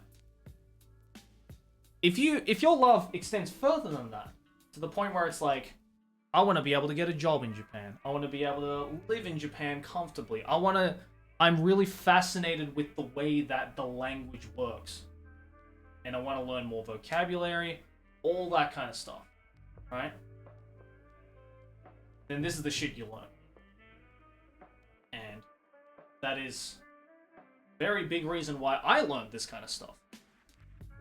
I wouldn't be teaching you guys this shit, and I wouldn't know this shit off the top of my head if I didn't give a shit about the language.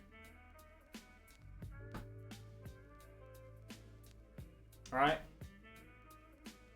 At the end of the day, the difference between someone who is Nihongo Jozu and someone who is fluent in Japanese is the level of how much do you actually give a shit about the language. Because you can be good at Japanese, you can be conversational levels of Japanese without necessarily giving a shit about the linguistics. But the reverse is not the same. Alright, and I think the same thing can be said for any language, regardless of if it's written in an alphabet, you know, the Germanic alphabet, if it's written in kanji, if it's written in some other language, right? An Arabic language, you know, an old European language. If you don't give a shit about the language and you don't give a shit about the linguistics, there is no point trying to trick yourself into thinking that you will ever become as good as you think you should be.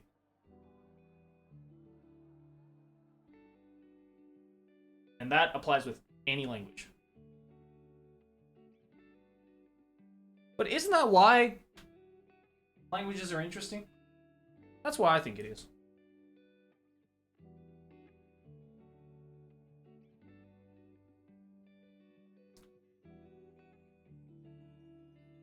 That's why I love language. That's why I think it's so fucking cool. Is that it might just seem like second nature, right? It might just seem like second nature doing whatever, right? Like, oh yeah, of course, this means this because this language has been spoken for thousands and thousands of years, right? Like, that's just how we do things in this language. But when you look deep down, let's say things like kanji, for instance, right?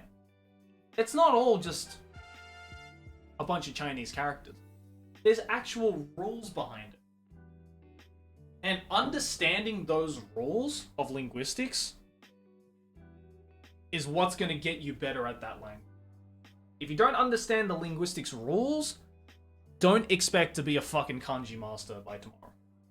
Because that's just not going to happen. 漢字の歴史も面白いよ。面白いよね。旧字体とかね。I don't know too much about like the history of kanji and stuff like that, but that is like one thing that I have been like very interested to like go into.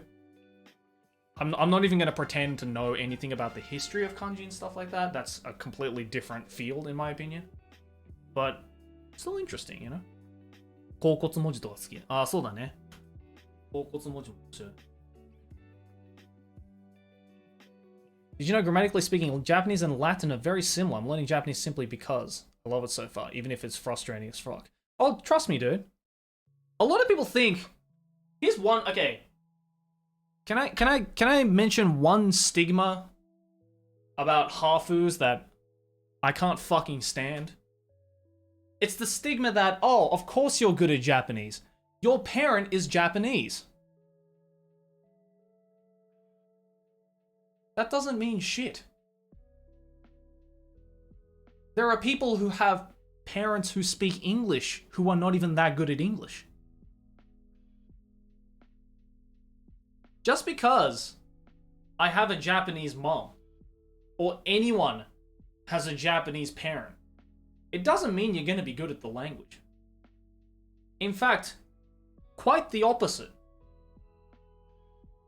It actually makes a clear divide between children with multilingual parents who are good at that language and those who can't speak it at all.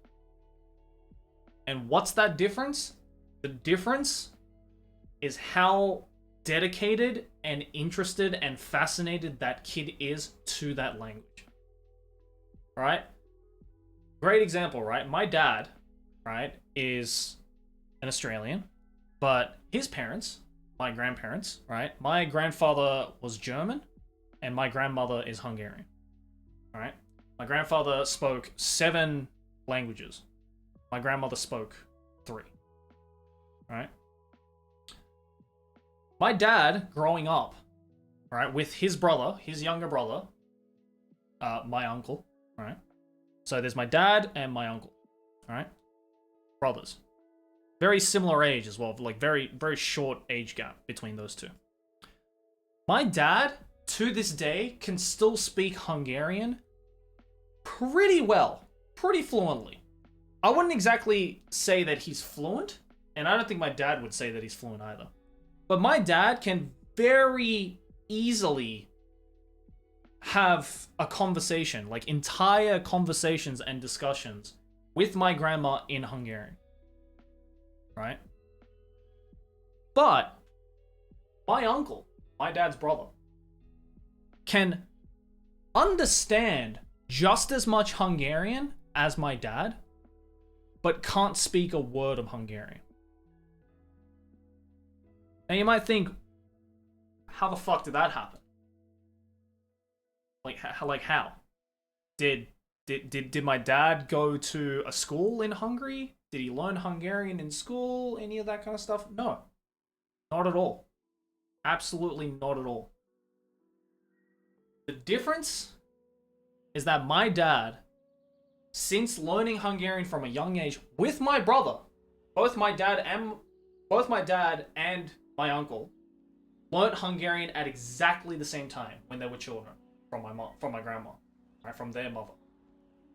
The difference, though, is that my dad kept using Hungarian towards my grandmother. My uncle, on the other hand, just used English. Because they were both living in Australia at the time. Everybody around us speaks English already. And of course, my uncle is going to be like, well, I mean, you understand English. I understand English because it's my first language. So why would I even bother trying to speak Hungarian to you when we both know English? Right? Just speak English. That's the biggest difference. My dad, on the other hand, was like, no, I'm going to use Hungarian because to my grandmother, even though English might be my first language, my grandmother's first language is Hungarian. So, and I have a fascination towards the Hungarian language. So, of course, I'm going to try and use it. And this exact same thing happened between me and my sister as well. But instead of Hungarian, it's with Japanese. We both learned Japanese at exactly the same age, right? We essentially learned Japanese from birth. Technically speaking, because my first couple of words that I ever uttered were in Japanese, technically speaking, Japanese is my first language. But on the other hand, you can argue that because I was born and raised in Australia, English is my first language.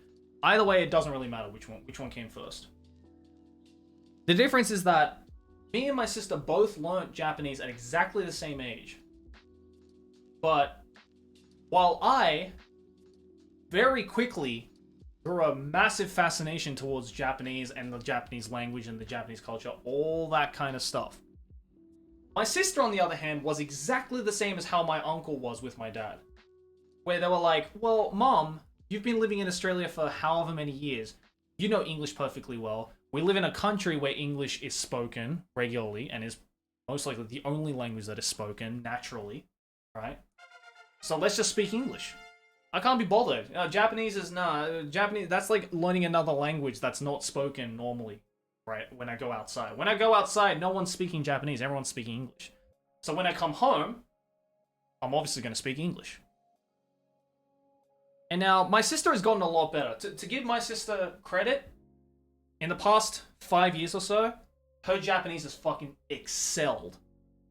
But back when she was like 13, 14, my sister knew very little Japanese compared to what I could speak when I was 13.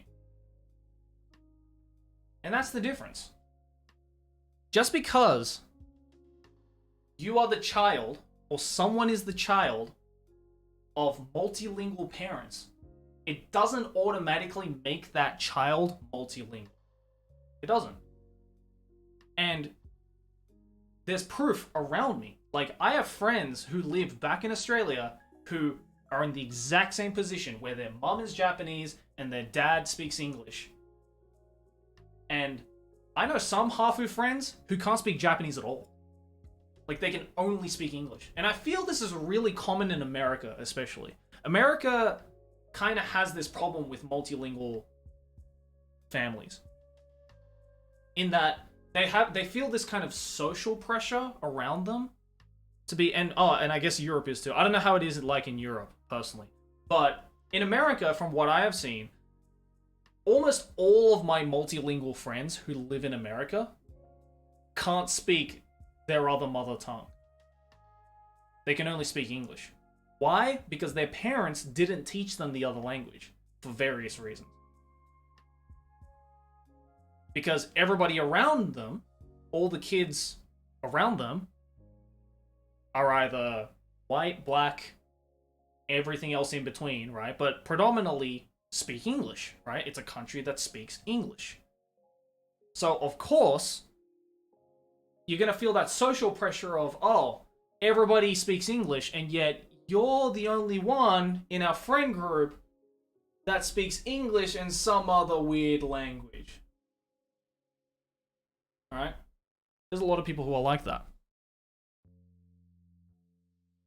And again, that completely proves that whole thing of just because you're born with multilingual parents, it doesn't automatically make you multilingual, let alone good or even comprehensive or even fluent at the other language that you grew up with. And what's the difference? The difference is how interested you are and how dedicated you are to becoming good at that language. I'm going to sit down because my legs are getting a bit tired. I'm also going to get some water because I've been talking for the past 2.5 hours. I will be right back.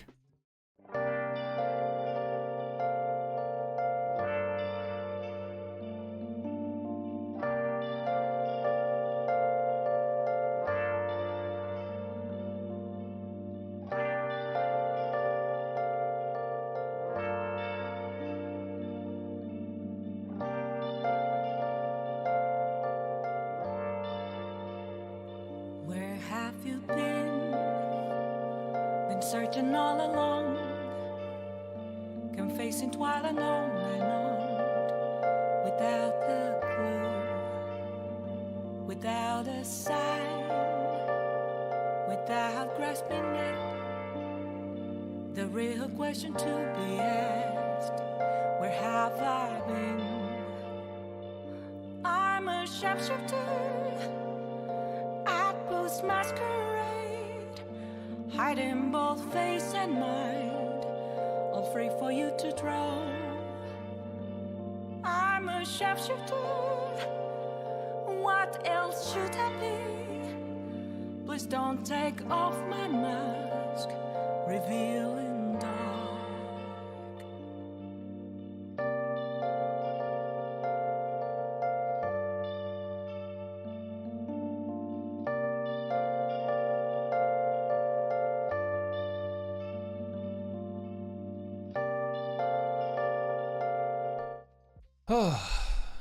Alright, I've sat down now. That was a lot of fun.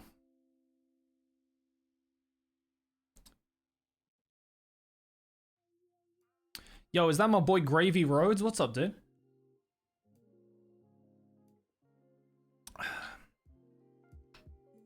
How you doing, Storm? You alright? It's Dr. Gravy in the house.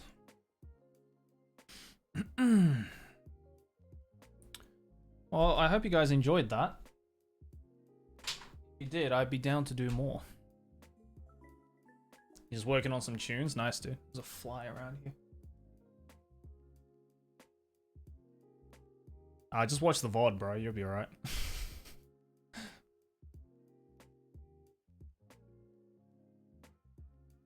Oh, fuck. Where the fuck you find a whiteboard? On Amazon. Where you find most things.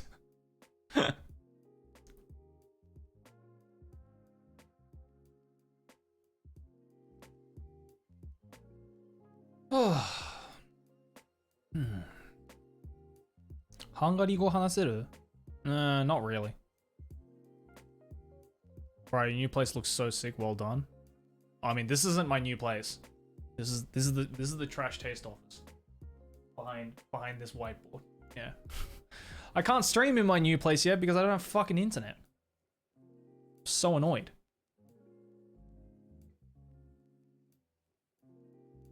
Damn, we got 4,200 people. Jesus Christ. Thank you guys. Why no internet? Because Japan is a country that loves to take their fucking time with everything.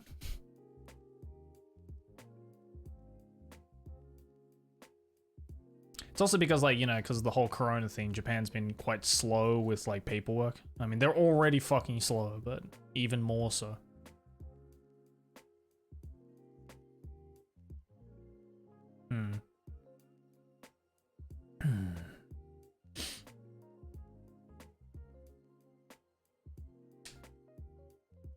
You don't normally stream on Twitch, right? I mean, not really. I've been trying to get back into it though. I've done a pretty alright job so far. Like, I've streamed, this is my third stream in the past, like, week, I think. Which I think is like a good kind of balance. Like a stream every like 3 or 4 days, maybe. I don't want to do any more than that, really, because it'll kind of eat into my actual, like, you know, YouTubing time.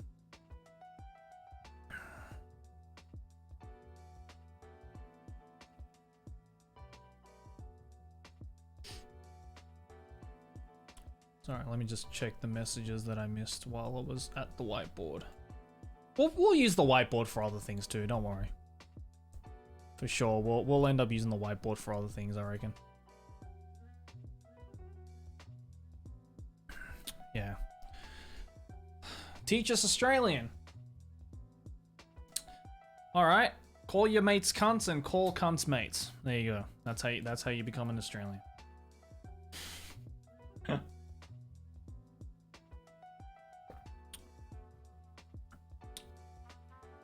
好きな小説とかラノベ教えて。好きな小説はね、東野圭吾の白夜行と、好きなラノベは、なんだろう。ブギポップは笑わないかな。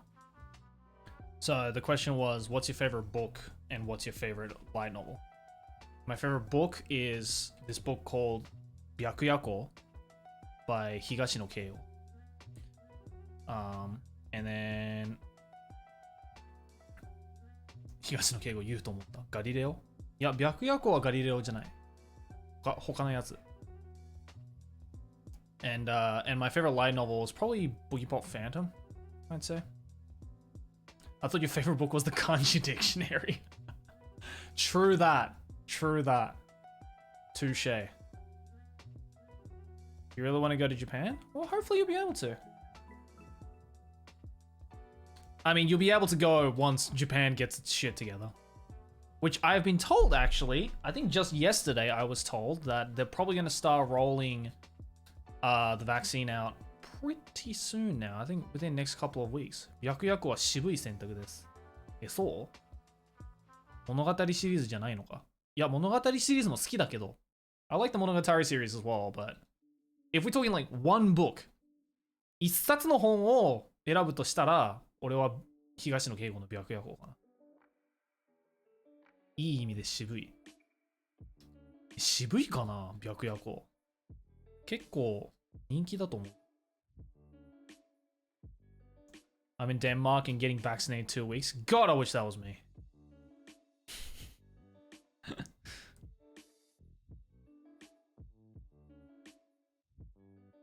Which vaccine are they using? I have no fucking idea, man.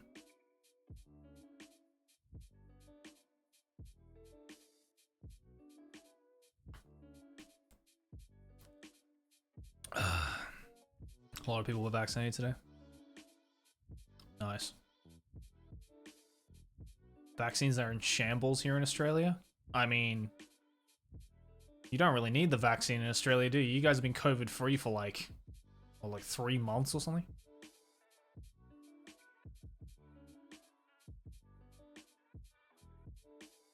Yeah, exactly. Yeah, Storm's saying that you guys are good. Are you learning Hungarian? Nah. Hungarian's it's a bit too difficult.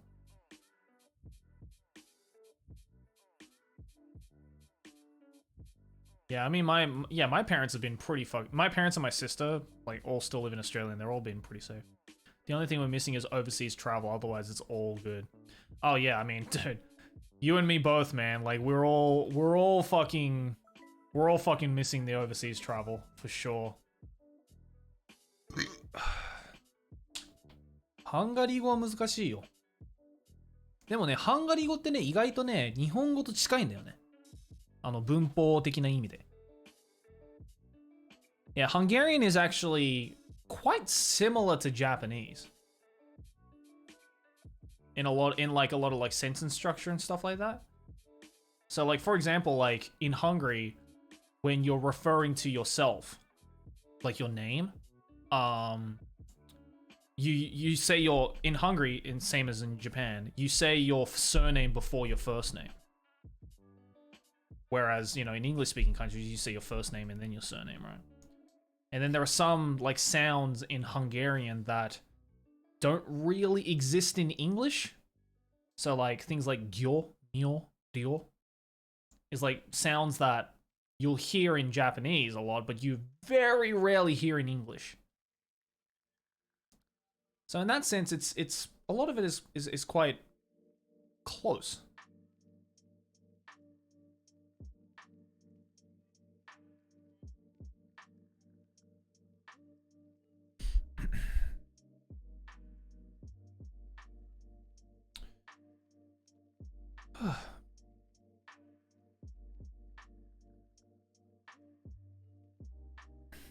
Do I listen to punk? Yeah, I love punk. I've actually been on like a little bit of like a ska punk binge. I don't know why. I never really like cared about ska punk all that much, but I like started to like get into it.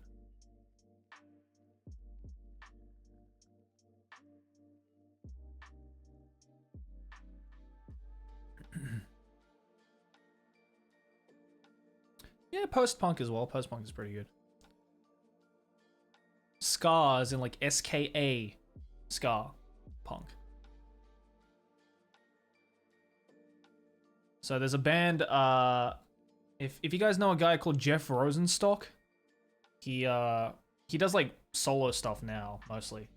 But he used to be in this like very, very underground ska band, called, The Arrogant Sons of Bitches.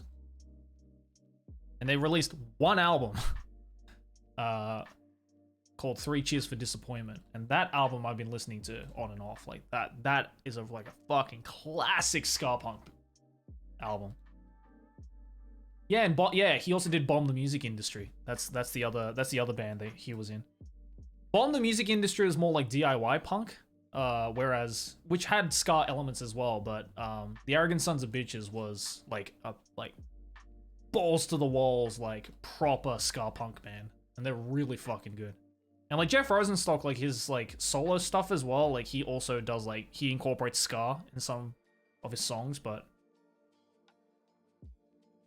yeah. Aussie sounding band name? No, he's an American. Jeff Rosenstock is an American. Arrogant Sons of Bitches was an American band. I believe they're from New York. I think they're a New York band, yeah.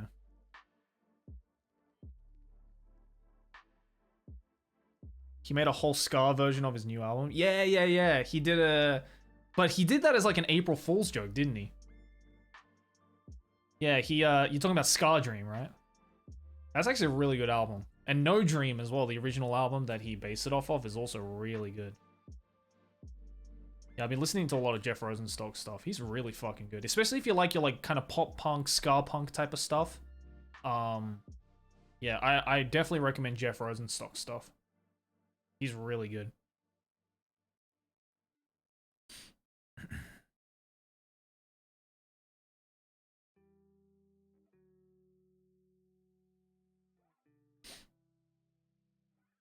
Will you upload this stream to your second channel?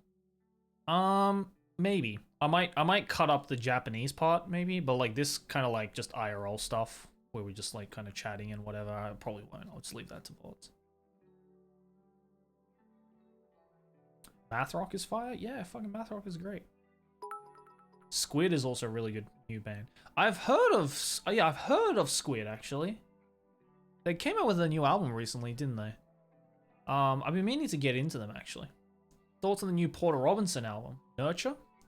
I really liked it.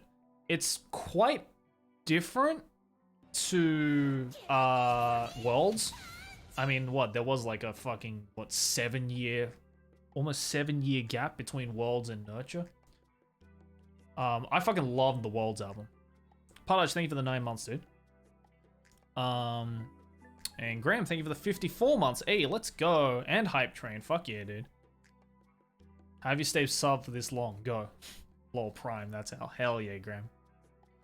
Thanks for another month, dude. Good to see you again. But, what was I talking about? Thank you for the 100.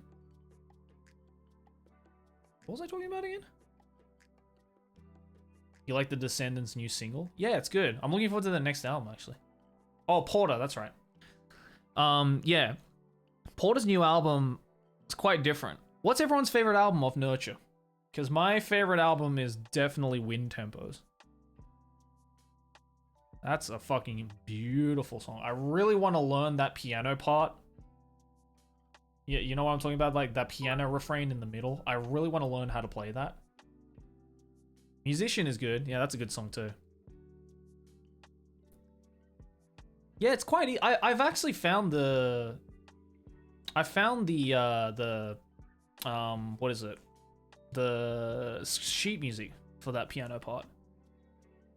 And I looked at it and it looks pretty easy. I could probably learn. If you give me like half a day, I could probably learn how to play it.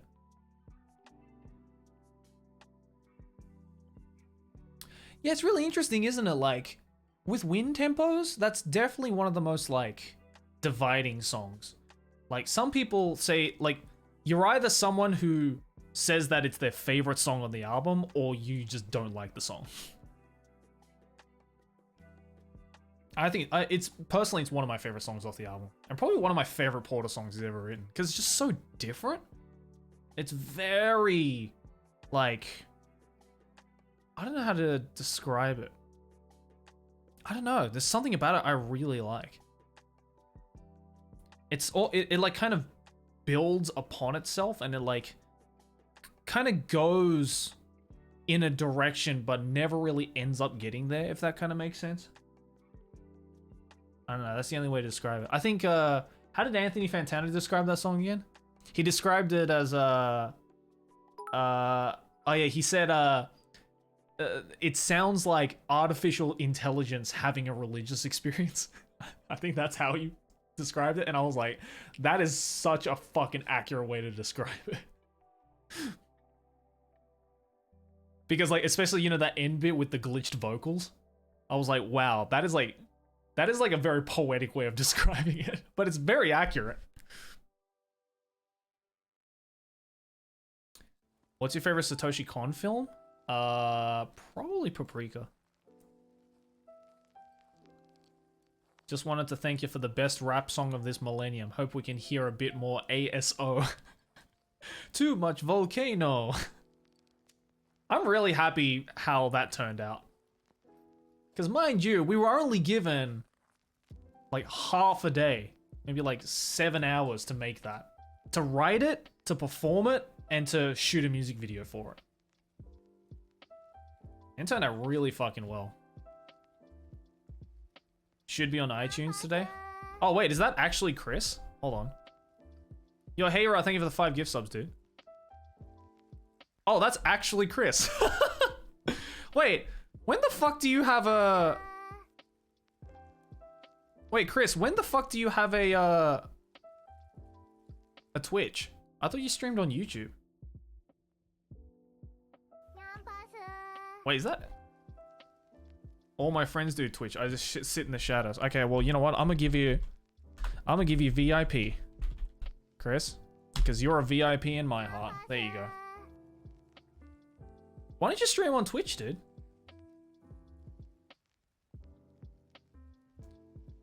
At least I think that's the real Chris. I don't even know.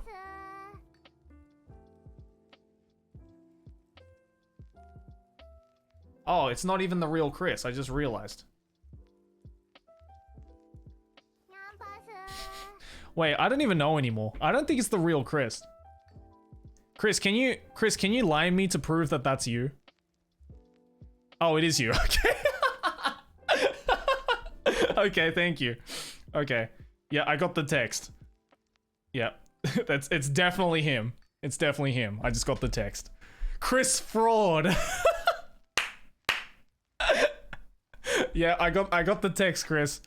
You're not Chris fraud, don't worry. It's the real Chris. He texted me, he confirmed it. It's the real Chris, everybody. It's because your username's fucking different, Chris.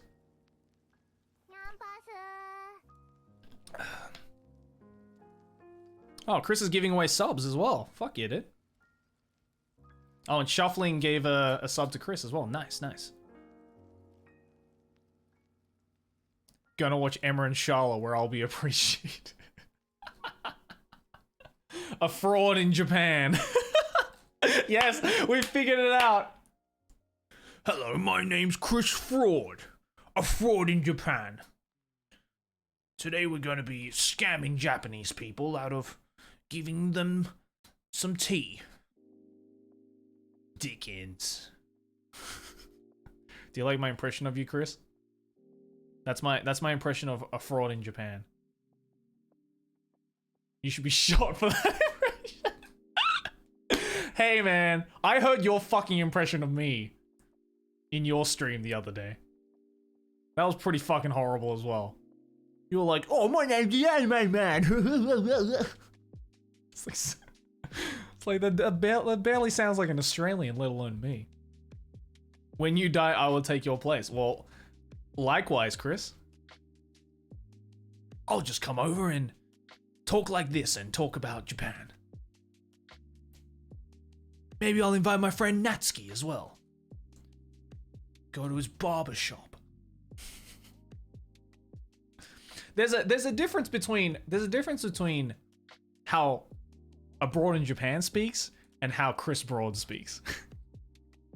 Like, this is like, that's how like Chris speaks, right? Sorry, that's how like Abroad in Japan speaks when Chris is in like Abroad in Japan mode. It's like, Yamagata Prefecture is the largest prefecture in all of Japan, and my good friend Natsuki just happens to be living there. Like that's like the Abroad in Japan like Chris. But then there's Chris, who's just like, oh fucking yeah, all right. Yeah, how you doing, mate? Yeah, you doing good? Yeah, all right. Yeah, it's the David Attenborough mode, isn't it? Wait, Chris just sent me a picture.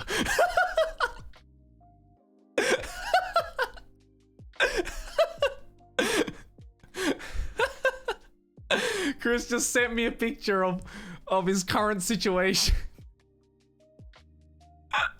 Wait, let me share it with you guys. Hold on. Chris, can I share this picture that you just sent to me?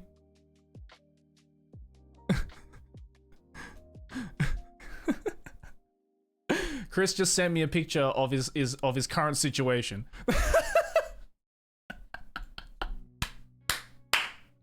I don't know why this is so funny.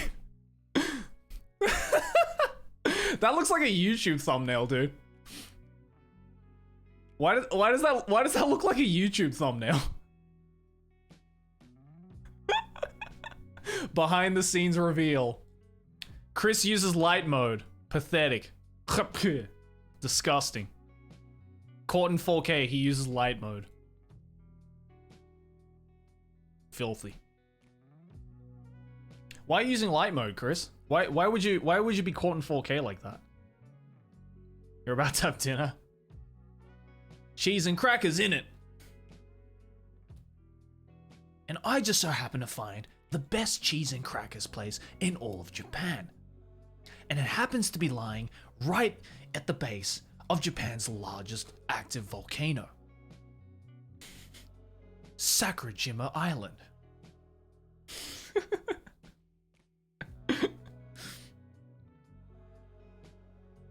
I'm getting better at impersonating Chris.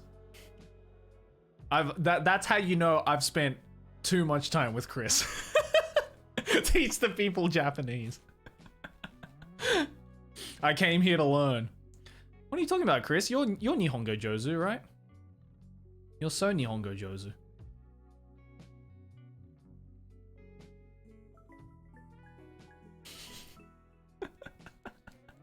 Oh, fuck. What's your favorite word? What, in Japanese? Are you asking, Chris? What's my favorite Japanese word? In Japanese? I know what my favorite phrase in Japanese is. And I think it's also your favorite phrase, isn't it? It's a phrase that goes something along the lines of, "Are you YouTuber?"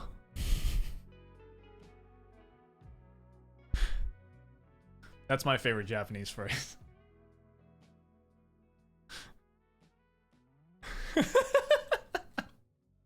Hey man, you brought that on yourself, Chris. I think YouTuber is my favorite word. Is my favorite Japanese word. YouTuber. There's something so like. There's something so dumb sounding about the word YouTuber. I don't know why. His favorite phrase is "gaman ga dekinai yo." Yeah, probably. YouTuber. It's YouTube, innit? We're watching YouTube on a Tuesday. My dream in life is to be on your Twitch one day, rolling with the big boys. I mean, you can come over, Chris. You know where my house is. Just come over and we'll do a joint stream together on Twitch. We'll hang out on Twitch for everyone.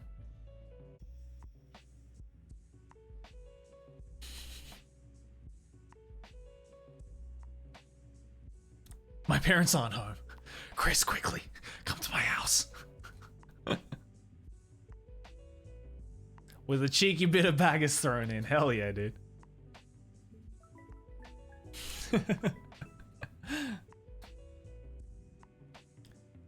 Third trash taste appearance win. Yeah, I mean, look, Chris. Wait, hold on, Chris. You've already made an appearance. Look, there you are. Look at that. There's your Anime Man Twitch page debut, Chris. Congratulations. Chris Fraud. You have an appearance. Look at that. Look at that. This is basically Chris stream now. Hello everybody, I'm Chris Broad. Oh yes, thank you for the applause. Yes, I do know that I am the greatest YouTuber in all of this platform. Ha ha ha ha ha. Yes. Now time to enjoy my cheese and crackers in it. Okay.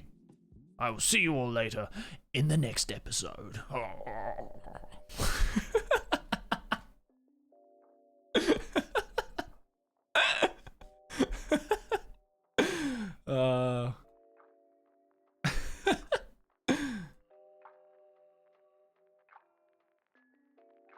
I'm gonna do a live stream in 2 hours with your voice for a whole hour. Please do. Please do. That would be hilarious. I wanna watch that.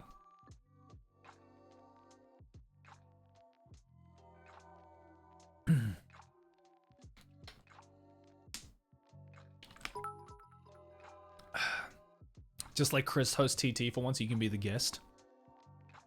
Chris Fraud emote. Wait, can we make this an emote? Can we make this an emote? Oh, that's such a perfect emote face. Wait, someone's already made a... Wait, is that Connor's? Wait, there's already a Chris face. No, that's not Connor's. Whose is that? Premiere. Well, someone's YouTube channel. Oh, it's not fucking YouTube channel. Someone's Twitch channel is already using a Chris face. But I'm gonna use this. I'm gonna make this a Chris face, dude.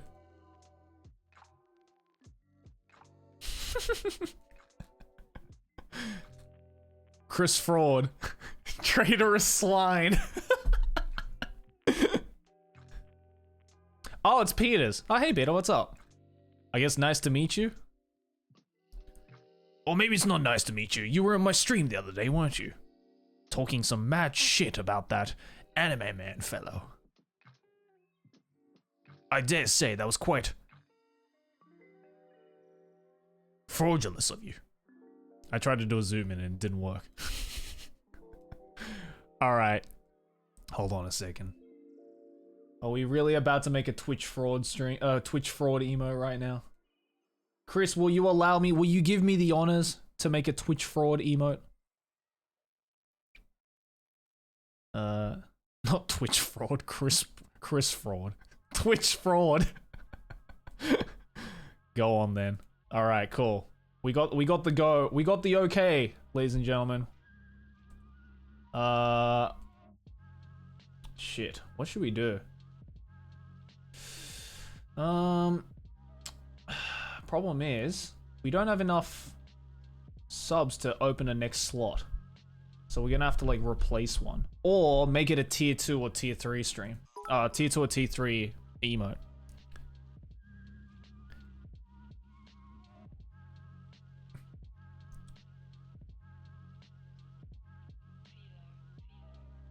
Tier 3 emote.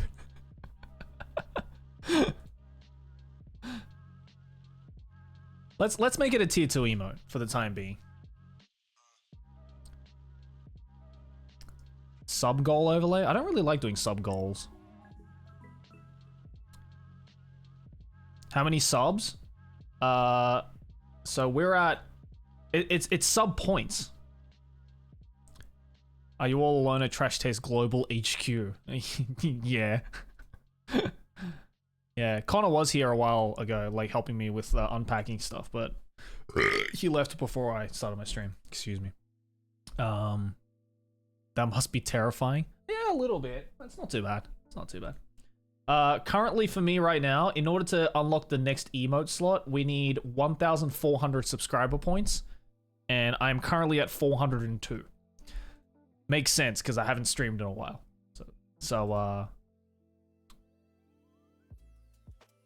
Yeah, what do we want to do? Do we want to make it a sub goal? We can make it a sub goal up the top. Do you want to do that? For starters, all right. Let me open up Photoshop real quick. Let me open up Photoshop. And we will make we will at least make the emote and then maybe make it like a goal. So let's go.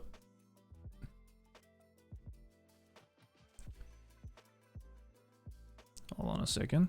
Where's the picture I just got?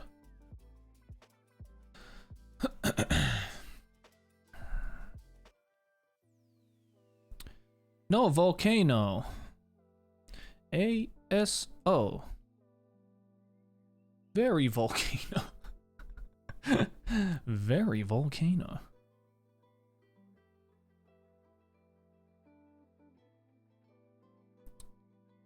I'm glad you guys enjoyed that song. We had a lot of fun making it.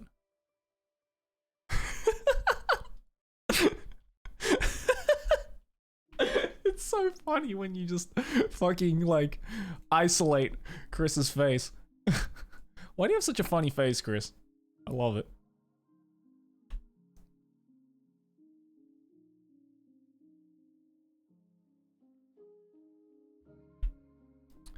All right, let me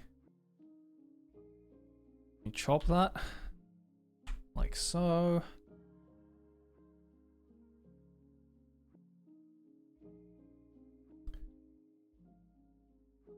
Needs better mixing. Oh, the ASO thing.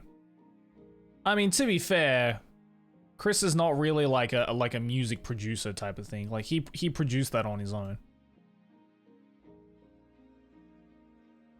I say produced very lightly. Like,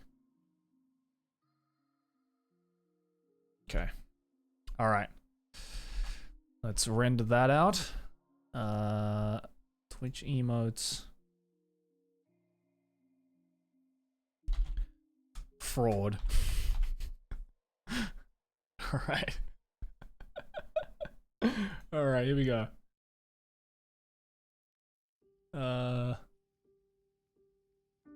Twitch emotes.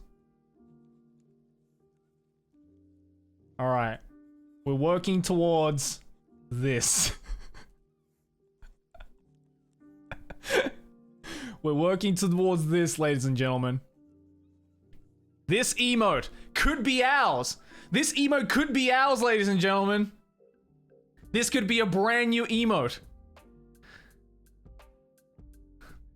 We just gotta get there. That's some serious horror shit right there. This could be it. Twitch fraud.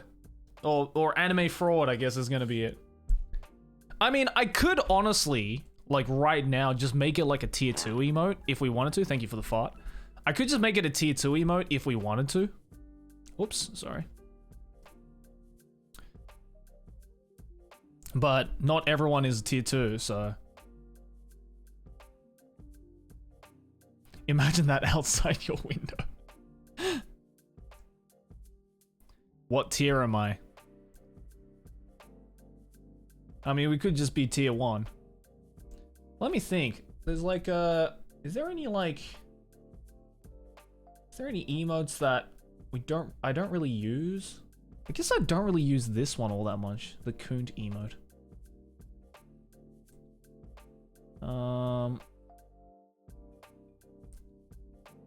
Subs is a bit emote. Hey subs, who have access to my emotes right now.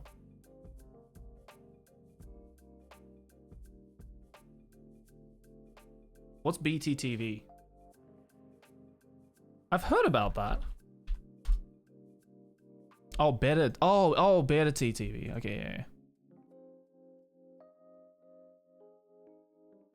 It's like a third party thing.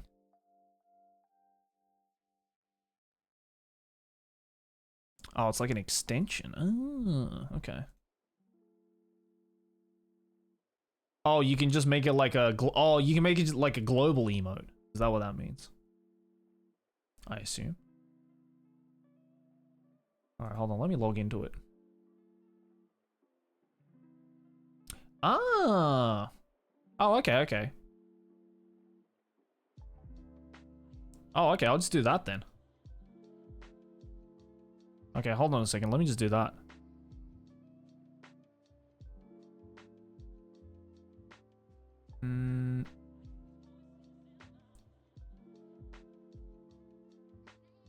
Wait, what the fuck is this? Approval stuff? I'll sort that out later. Can't be bothered to go through that shit right now.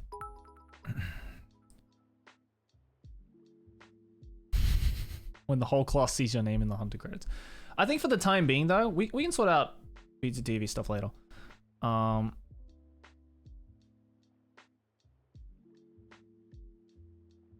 Yeah. In the meantime though, looking forward to seeing you when this series is over. Almost halfway. Nice, man. Nice. I'm pumped for it, dude. But in the meantime, I think if you guys really want it, we can replace one of the existing emotes. I guess like, what's an emote that what's an emote that you barely ever use?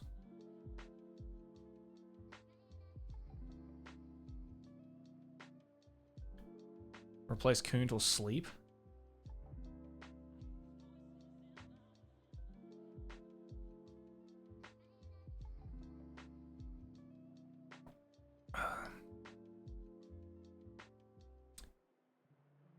Oh, anime rip can be exchanged because we got pain. Yeah, could do.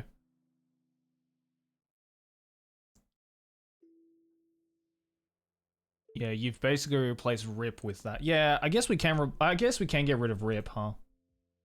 Because we have the new anime pain emote. Maybe replace rip. Okay, we can do that. All right, let's delete rip and put in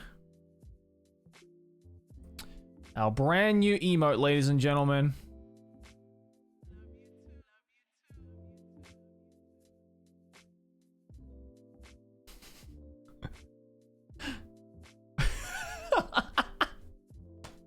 It's already funny. Fraud. Yeah, anime fraud.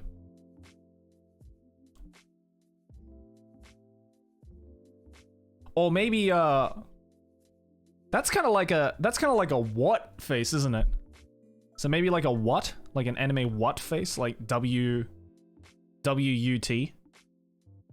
Like what? Or what? Maybe W-O-T? What? You what? That is like a you what face, isn't it? Like W-O-T. Should we go with what? Yeah, let's go anime what. Alright. And upload. Alright, it's in. It's in, lads. We got it. Congrats, Chris. You're officially an emote on the Anime Man channel. There it is. There it is. Anime what? Go celebrate with some cheese and crackers.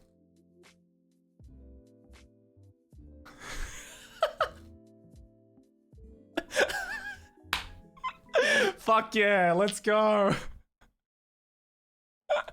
That's such a perfect face. It's like an excuse me face.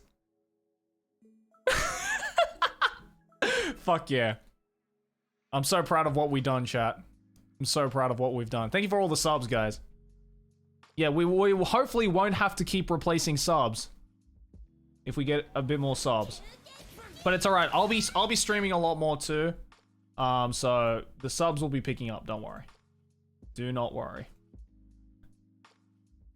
If I keep at it, we'll keep getting more subs. So it's all good. Ezio ordered, so thank you for the 3 months, dude. Appreciate that.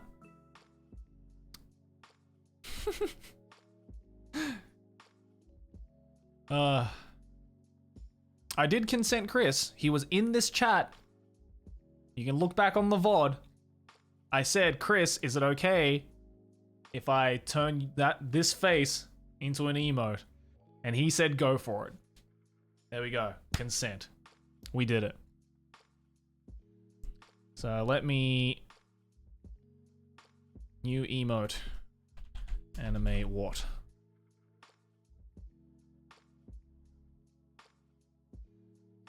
There you go, chat. We did it. Wait, I should make that text black.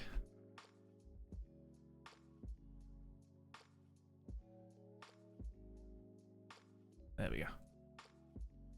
There you go. Brand new emote, ladies and gentlemen. Join the boys and you'll have full access to such emotes as this. Beautiful. Oh god. Fun times. Fun times. Thank you, Chris, for providing me with such wonderful, providing me in the chat with such wondrous, wonderful entertainment.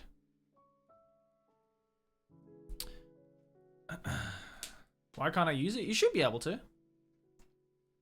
If you're a sub, you should be able to use it. It's a tier 1 sub.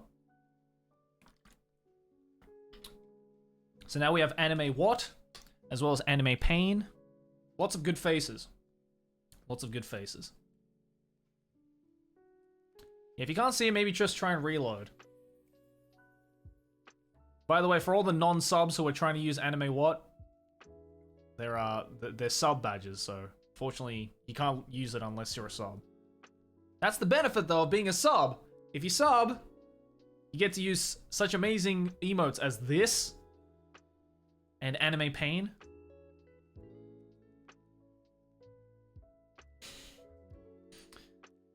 But yeah. I think I've had my entertainment for today. Oh, you can unlock with channel points too, yeah, of course. You can do that too. But yeah, thanks for coming, guys, to this stream. Appreciate it. Yeah. I don't know what I'm gonna do for the next stream or when it will be, but yeah, just catch me here. We'll have some fun times. We'll chill, all that good stuff. And let's go raid somebody, I guess. Oh fuck, excuse me. Oh, my boy Moodon's streaming. Fuck yeah, let's go raid Moodon, dude. Moodon TV. Gonna go raid my boy Moodon. If you don't know who Moodon is, I mean, hopefully you know who Moodon is. He's my fucking boy. He edits my videos. He edits Trash Taste videos. Absolute machine, and he's a fucking good boy. I miss him and love him very much. But he's streaming right now. So, please go give him all your love. And, yeah, guys. Go give him your love, alright? And I'll see you guys next stream. Whenever that might be. I don't know when it'll be. We'll figure it out. Alright. Bye! I thought, yeah, I'm gonna do a quiet day because, like, the all past streams, holy shit, he did actually raid me.